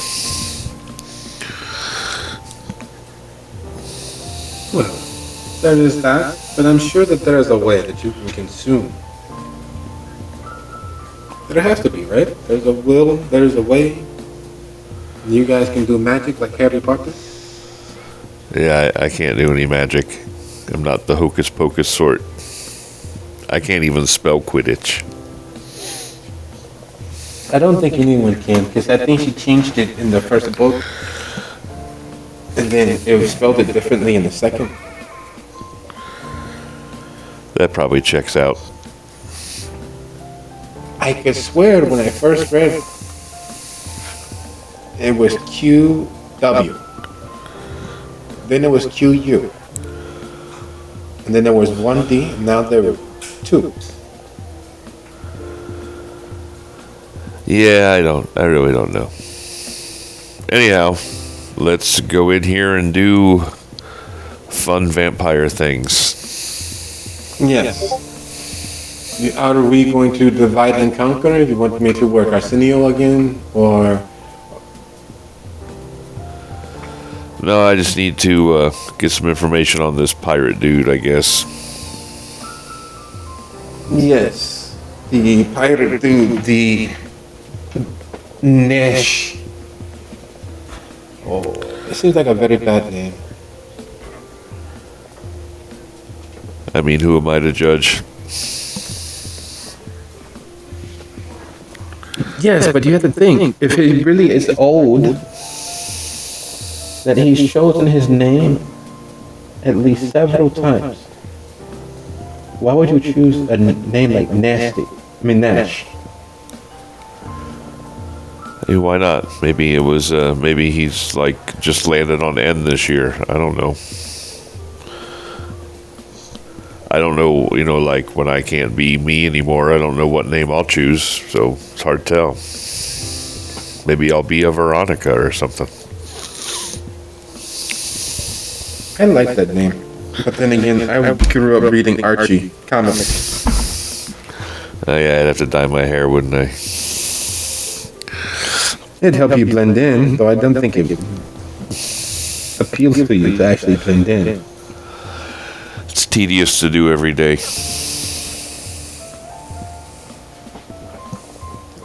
Well, you could always wear a wig. That's an option. It's only as you and Vivi are sitting outside of the shelter that you realize how heavily armed she is. Expecting There's bears? No, but I don't like being caught off guard. And you're and Lucio and according to Arsenio, even Hesia, you guys are getting more dangerous. There are more people being hurt by you. Eventually the pendulum's going to swing the other way.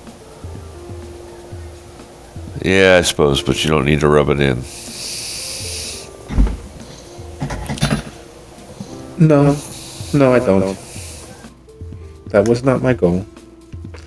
But keeping you as alive as you are is important to me.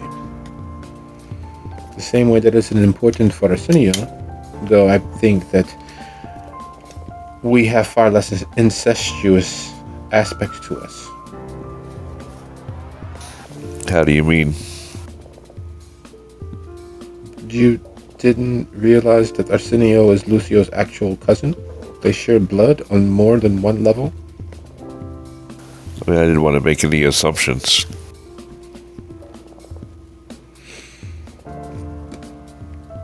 He's a little broken up about it, but finds that it's far better than the alternative for him. That explains It's why he not was. as bad as what the Don was doing. That explains why he was so jealous that Lucio invited me into his apartment before he got to go in, I guess.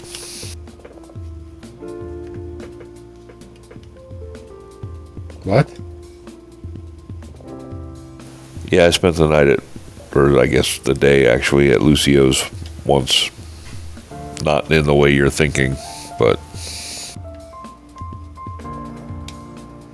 And what do you think I'm thinking? You and Lucio and Arsenio. Yeah, it wasn't at all like that. Sounds like a movie. Sounds like a Lifetime movie. You should be making Christmas ornaments and having to choose between one mob boss for another. And then your mother and their father went to high school together, and you're called back to the little sleepy suburb that they grew up in, and find out that they are both very, very wealthy and get by on their love for the community. I was assuming more you thought it was like a movie that you got on a website where you may or may not have had to enter your credit card number.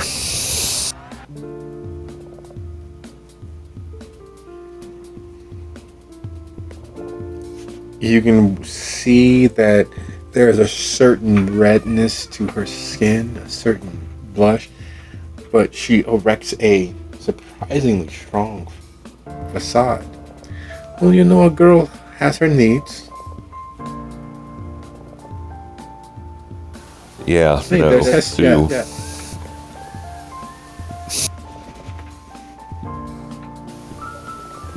Okay, so she's pointing out Hestia there. So Yep. I will take that as an opportunity to exit that conversation.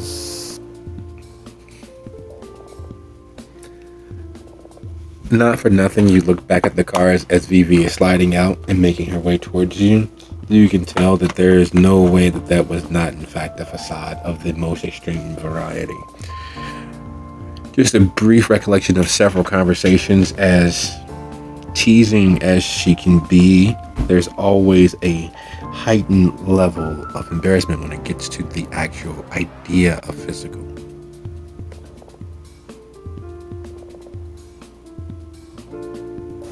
You all right there? Of course, but it's a little quiet. Where are the police car that normally sits over there in the corner? Where's the traffic van? Now, I know that they're busy for the most part, but there's certain things that still, at least, were still happening. What did you guys do to get free of surveillance?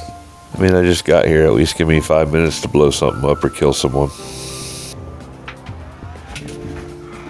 I'm hoping you don't, but I understand. No one's hoping I don't more than me.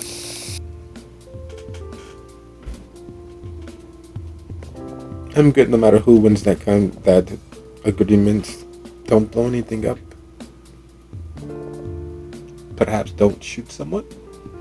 I'll do the shooting for us.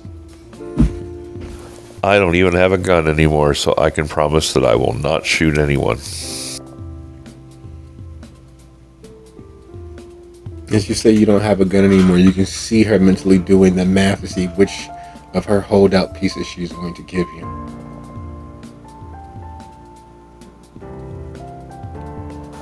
I mean, if I proved anything the other night, I don't need the gun, I guess.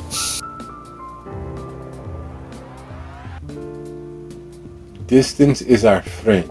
Never let anybody get close enough without breaking something on them. That's the thing. I'm also really good at closing that distance before you can even blink.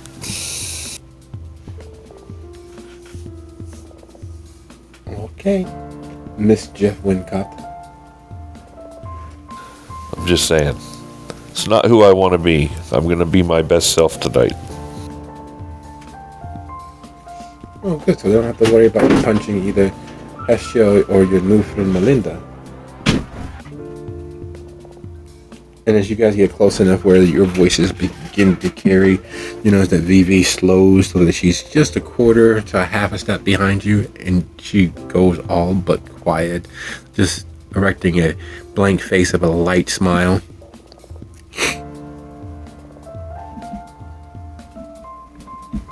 What's up there, party people?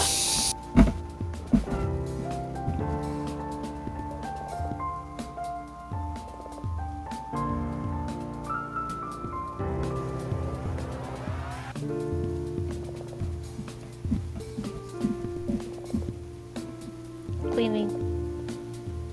Setting appointments. Tuesday. I'll try not to make any messes then.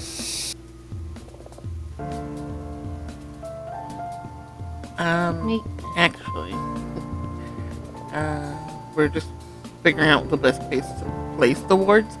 I haven't switched them over yet, but when I do that, I'm gonna need some of your blood so that it doesn't attack you when you show up, kind of thing. So, we'll get to that later. But in the meantime, since I have you three here, if we can step over to the side, I'm gonna explain something really quick. It's not bad. Do I need to take notes? Will there be a test? No, it's just... Yeah, okay. You'll understand when I explain it. So, I kind of pulled Vivi, Melinda, and Dizzy off kind of to the side, and I know there's nobody around to listen.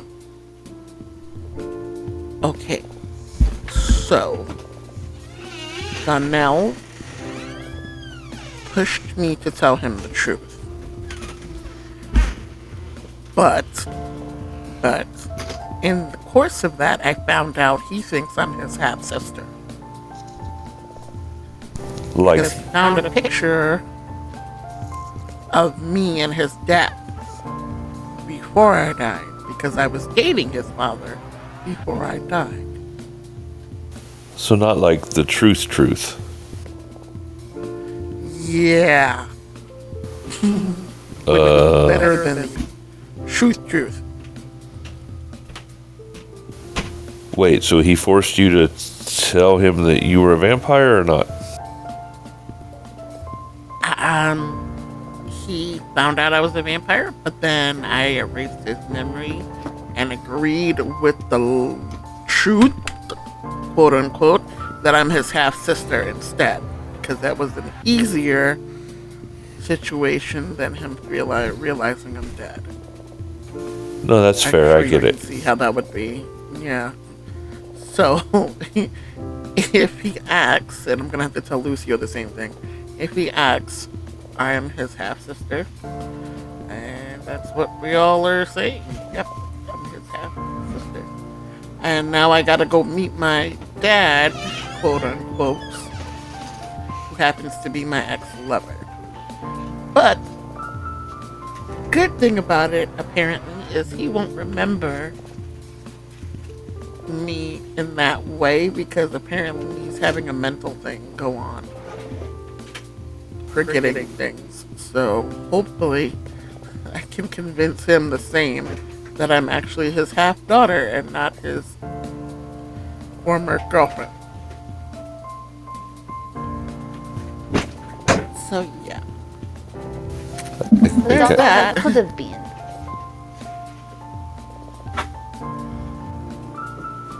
This is all very trailer parky. So, what are you really to Darnell? Are you his mother? No. Technically, what happened was I was dating his father. And when I became what I was, you're supposed to cut ties. I loved him too much to completely let him go, but I knew I couldn't continue the relationship with him, so I helped him find Donnell's mother and fall in love.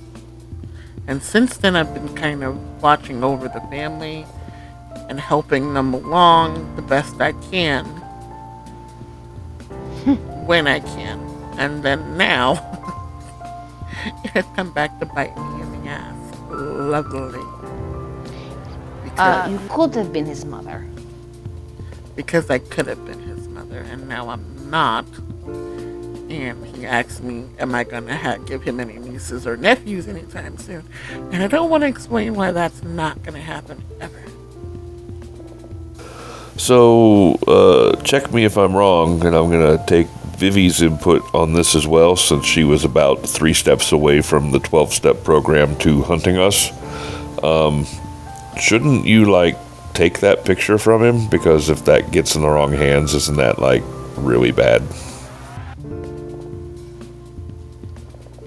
I'm going to get it when he's not paying attention. But for now, it's like a comfort thing, so I don't want to... He's already had one shock tonight. I don't want to go undoing all the hard work I just did and telling him I was his sister. So eventually I'll get the picture, but for now... lesser of two evils? I mean, do you want me to take it, or... Yes, the masquerade works in lessers. You're right.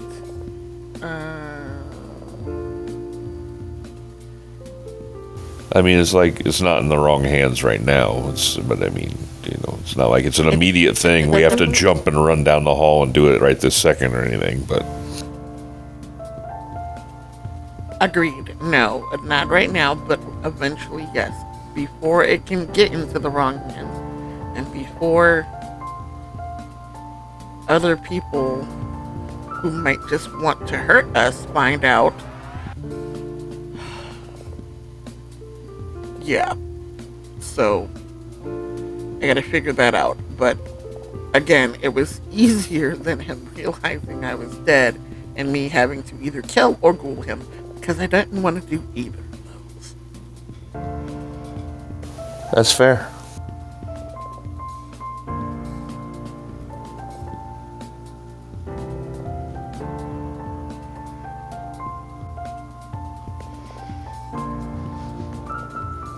So, I found out a thing regarding your friend Nash.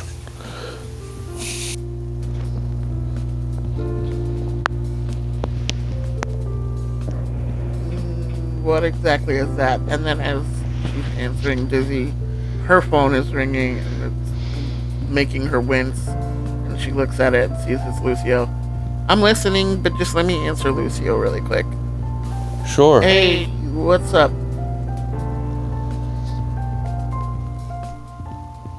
Oh my god, it worked. Estia, can you hear me? Yeah, why wouldn't I be able to hear you? It...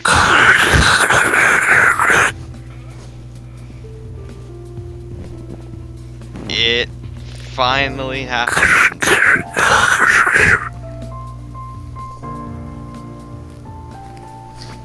Ow.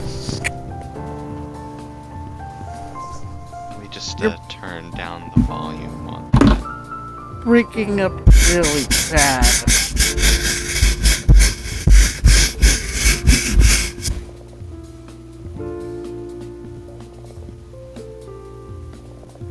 And Oh, Jesus. Something's can you wrong hear with what your I'm phone. saying? Yeah, it is. Oh my god, okay. New plan.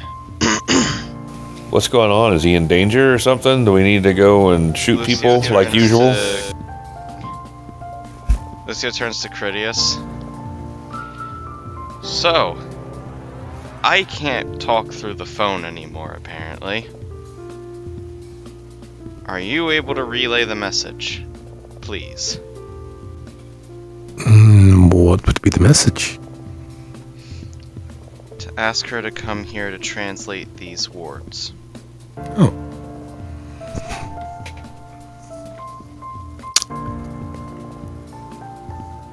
Green, your friend, Lucio would like you to come here immediately. Over.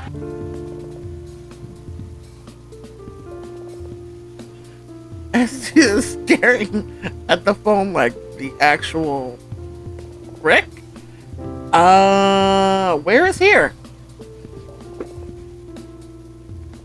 Come to where the phone is. Here, Oh, of course. Okay. That's not how that works. And it is, you have to give me your location, because that's where the phone is. And you. Aren't they all connected? No. No, I can't see or tell where you are. Otherwise, I have to assume, but I don't know where you are because I don't know where you went. Or he went, sorry. One moment, please. Lucio, your friend is clearly not as smart as you have been led to believe. She does not know where we are. I thought there was geolocational aspects to this cellular device. There is, but only the individual phone knows where it is. Others don't know where they are. Well, actually, there are some ways to find out, but they are either highly illegal or very, very annoying to deal with. We are standing surrounded by dead bodies in a blood processing plant. Why would legalities matter? There's also the fact that it's just very hard to do. It's just easier to give her a location. It requires a lot more technical know-how than I think the three of us put together would know. Very well. We are 3/4 miles past the bridge. We are due north by northwest at the farthest end of... What street was that? Out of character, I don't know the street name. But I believe Lucio in character would know, so he'd at least recite the address of the location. No, that can't be it. That's the address next door.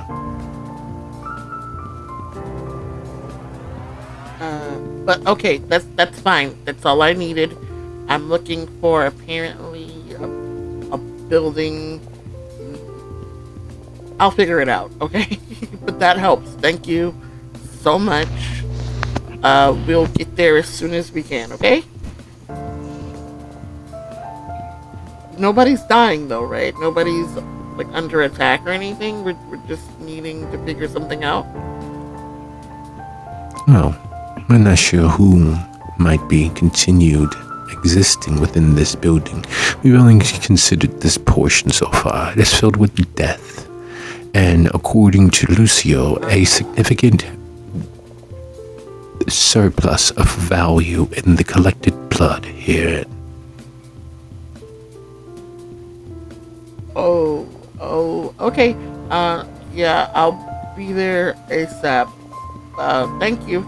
And Hestia hangs up the phone, looks at Dizzy, and goes, oh, Jesus. Okay, so nobody's dying, thank goodness for that, and nobody's being attacked yet, also thank goodness for that.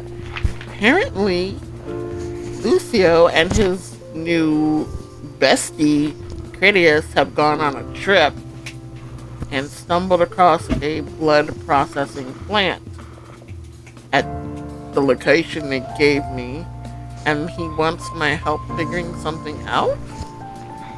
But we should probably all go, because if I'm guessing correctly, they don't have a lot of time before whoever owns it comes back. That Huh. sounds very suspicious. He kept saying they're surrounded by death. I don't exactly like the sound of that, but what are you gonna do? In the meantime, on the way there, you can tell me all about the thing you figured out about Nash, or you were asking me about Nash, I think. Yeah, more asking. I mean, I don't know anything about him other than he's supposedly a pirate.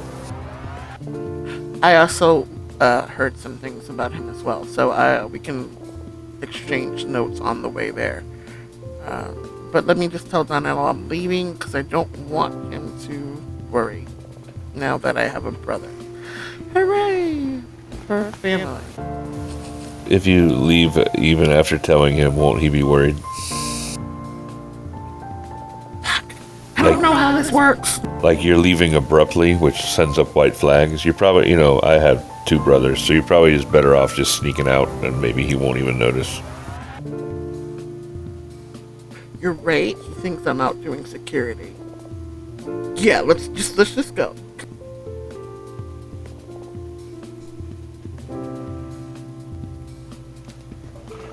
All right. Dizzy does not look at Vivi at the mention of brother.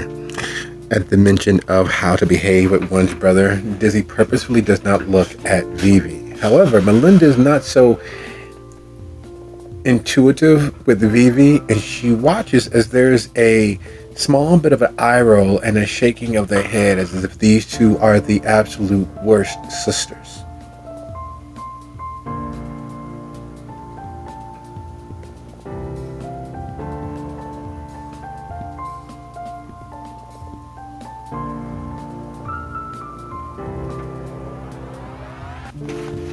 Are we taking the van? Are you all rescuing someone else? I don't know if we're actually rescuing someone else, but I would probably plan on rescuing someone else because it's us. Should we call Arsenio for additional covering fire? That's a bit of a poser because I would like to think that if he thought he needed him, that Lucio would have called Arsenio, but apparently since he's having phone issues, maybe he wasn't able to.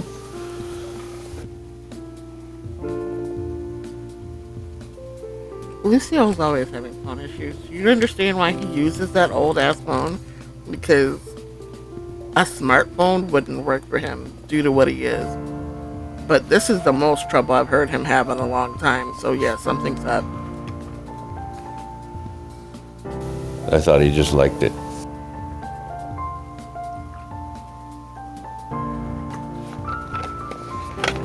No one likes being behind the times so significantly.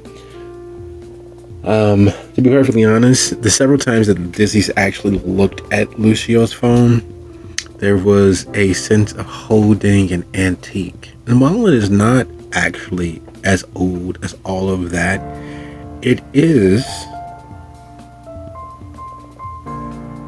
roughly 4 to 5 generations out of date. The fact that it still operates is a miracle.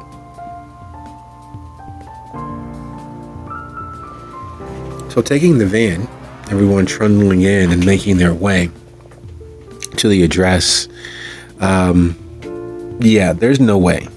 Just literally, this is the definition of the drug house where everyone dies. It is, what if Scooby-Doo and the Mystery Gang were real?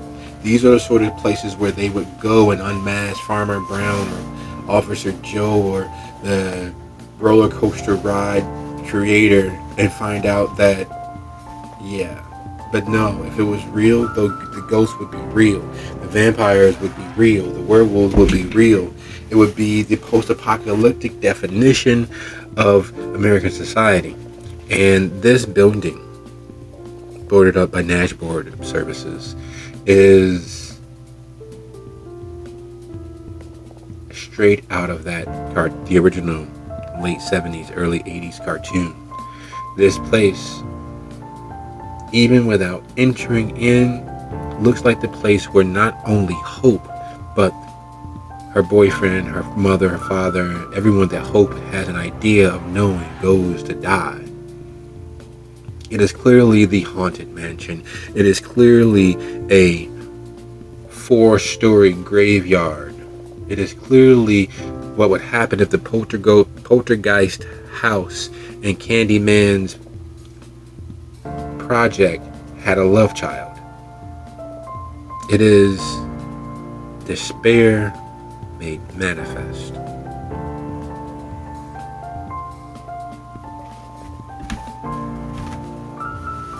Wow. conspicuous much, we may need some Scooby snacks to go in there.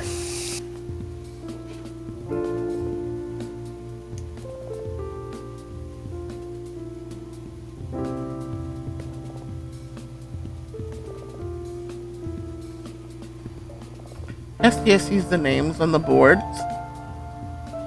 and frowns and points it out to Dizzy.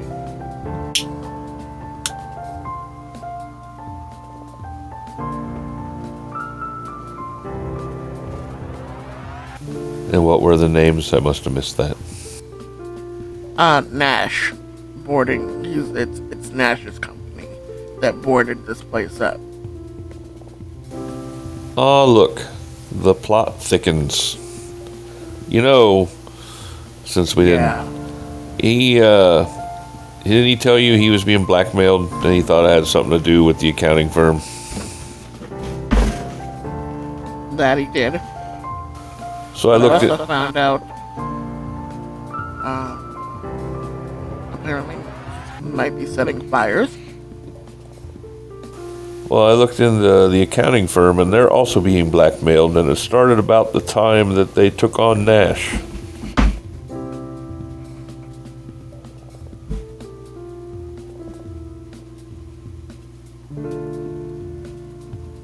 Huh. Okay, but what? Because the business he supposedly has, I guess, is fire related. I don't.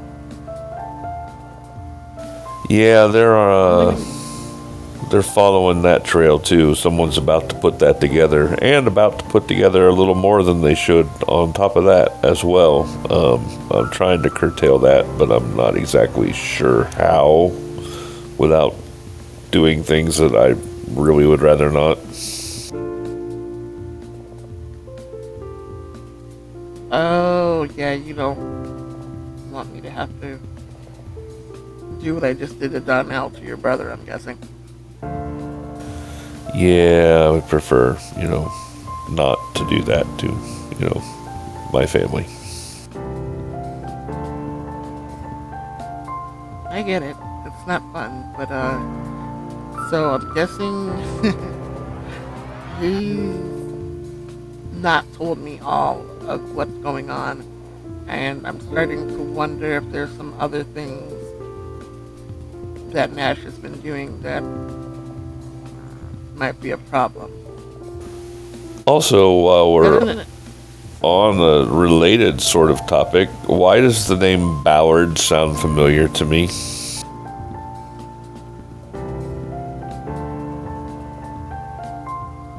Why does it sound familiar? Storyteller. Why does the name Ballard sound familiar?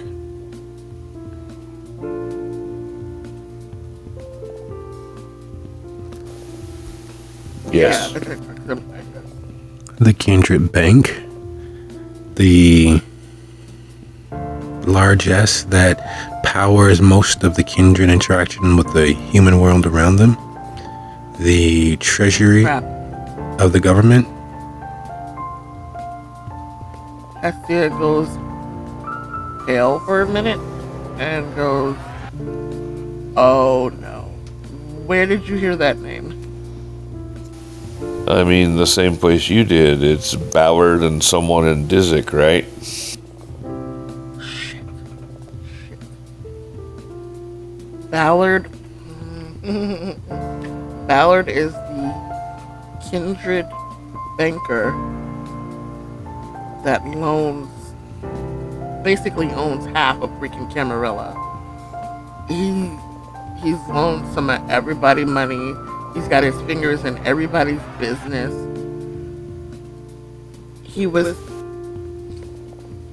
I went with Vaharos to keep him from having his fingers in the shelter. But Naomi wasn't so lucky, and he was holding loan money over her head. I don't know how that turned out. But then at one point, he was also trying to. Oh shit! He was trying to break the masquerade in such a way that it would never be able to be covered up. Here's a thought, and I'm totally just spitballing with the limited information I have, alright? So my brother, I guess, just come out and not mix words. He's on this path to discover who we are. And he's on that path because they took on stuff from Nash that's been thrown on his desk, probably by this Ballard dude. And I'm gonna guess, just because Chicago is really the hellmouth of all hellmouths of the world, that it's just he's been put on this path to get to me, to get to the shelter.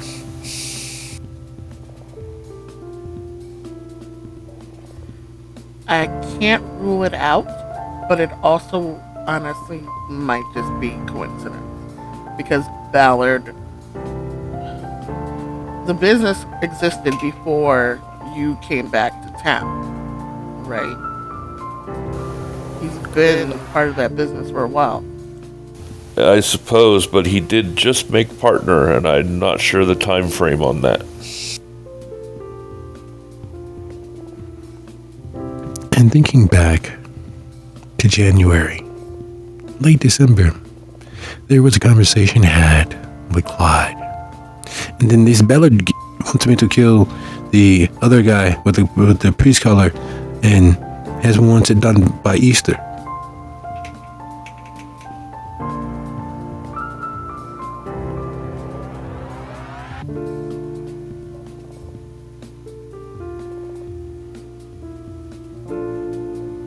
Fuck. Yep. It might just. Okay, so basically, to keep Ballard from outing all of kindred kind, Clyde had made a deal with him that he would kill Morris. Morris was the fixer that was the go-between from the shelter and the Shadow Kings, which was also heavily tied to Simone. I don't know what happened after that because both Clyde and Simone are both fucking dead. Or gone. Something. Oh shit. This is not good. And I haven't spoke to Morris lately. Because he's busy. So a lot of shit's going on, I think. And then now this.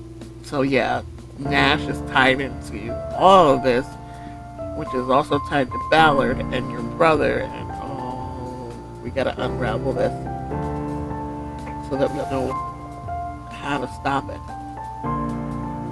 Oh, I know how to stop it. And she looks to Vivi and says, we may need to get that gun again thing that we were talking about the other day. That sounds like a very good idea. Doesn't sound like an easy cord to cut. You have to cut several threads at once. And then she stops, realizing that you two aren't by yourself. I think we should go in and check on Lucio.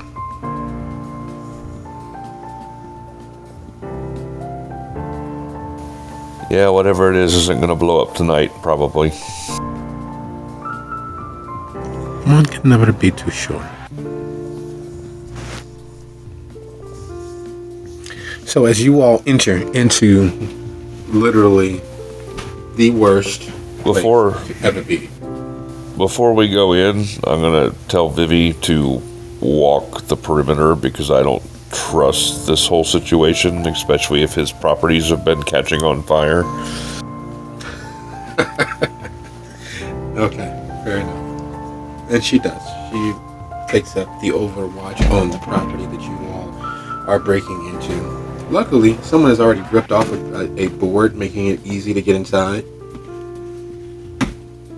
Of course, just because it's easy to walk across the threshold does not mean it's easy to remain inside. The moment you get 3-4 paces inside, this wafting scent of blood is literally a punch to the nose. Is anyone above 200?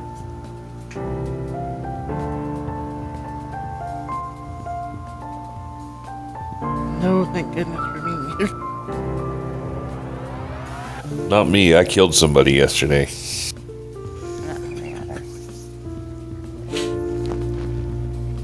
So while it is tempting and also tantalizing, as well as problematically dark, there's no way that much blood should be existing in any place where you all have free access to, where anyone has free access to. It's literally as if the air is spritzed in a constant mist of blood droplets. And listening to the voices that are slowly wafting towards you in all of this silence and in all of this stench of blood, it's easy to find Lucio and Critias standing in a very bad and overly done saw set. Around the wall, hung by various implements, are naked corpses, clearly who were alive as recently as yesterday morning, or perhaps even this morning. Trailing from them in various places are hoses shoved into muscle and viscerous, an IV tube shoved into, actually arterial port shoved into various places, arteries that most people wouldn't actually attempt to be aware of. You know, the femoral, the artery, the main grand artery through the neck, everyone is aware of, but then they forget down the arm, across the trunk.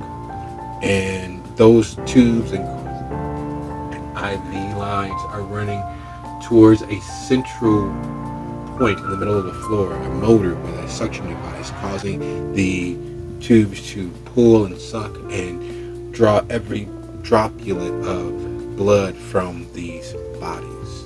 And we've deposited it into nearly hermetically sealed canisters beneath the corpses.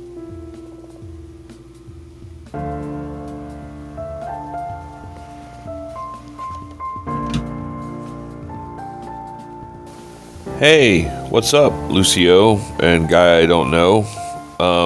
I know I say this a lot, and you're probably just gonna roll your eyes, but we should probably torch this place, because this is not good for the masquerade, I'm thinking.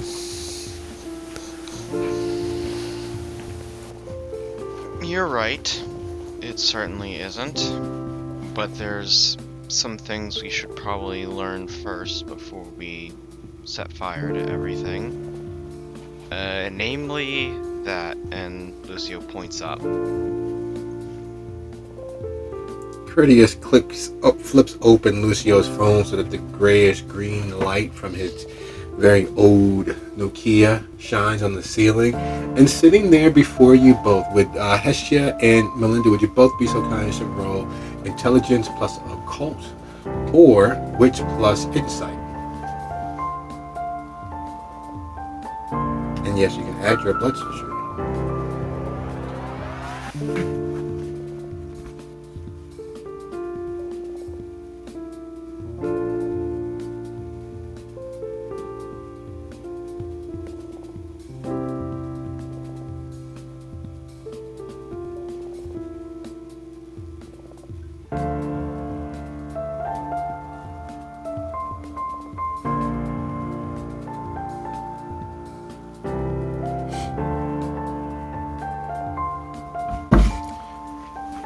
There are several things that you would hope to never, ever see. Partially because of your own semblance and sense of, fuck, why couldn't I do that? And two, because of what it means. Scrawled across the roof is roughly a third of a warning, but it's interspersed with an alarm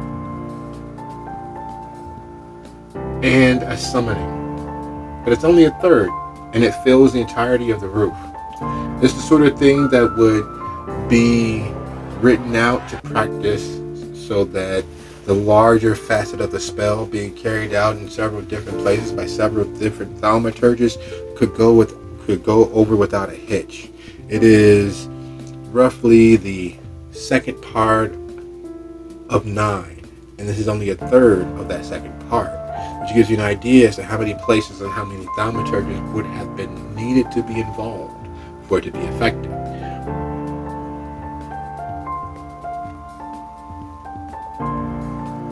Oh, that's not good. That is not. If it's effective, if it's actually still in effect, the easiest way would be to check those canisters. Check either of those canisters. If the blood inside has not begun to coagulate, you would know instantly that that is still in effect. And judging And by that's the what scent Hestia in the does. air, She's going to walk over and check.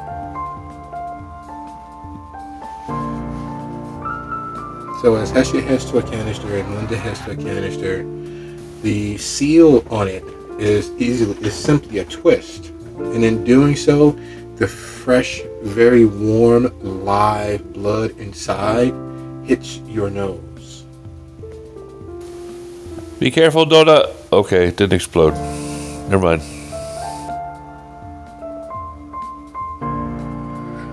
Yeah, that is very much not a good sign. It's an alarm, which means whoever it's tied to knows we're here, and it's a warding to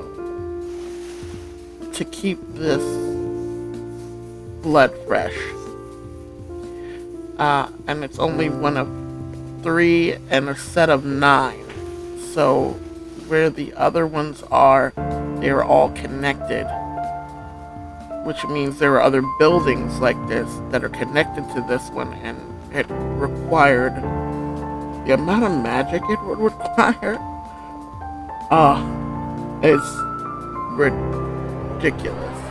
Like, I don't even know if Deuceable on his own could pull that off. And he's one of the most powerful Tremere that I know. I don't think it's Tremere teaching, but it's not Tremere. I don't think we'd be doing this. I'm pretty sure we wouldn't be doing this. Be a We have surefire way other to get it. things we're thinking of. Yes, you do. It'd be a surefire way to get your hands on a lot of money very quickly, especially with the amount of value of fresh, resonant blood is. And as those thoughts settle in over the coterie, considering that you all are literally sitting in Scrooge McDuck's piggy bank as far as the blood trade is concerned, you are also now aware that whoever was responsible for this space more than likely has a clue that you are here, if not which specific one you are at. And the other aspect that Hestia mentioned in passing, that warning was also for a spirit, a being from elsewhere, to be bound into this place. And with those thoughts percolating amongst the coterie, I would like to thank you all for a lovely session, and I look forward to exploring what comes next week. Good night, everybody. Good night. Thanks for the session. Good night. Night, folks. How do I log off of this? I think you just shut it down. Alright, let's see if this works. Good night.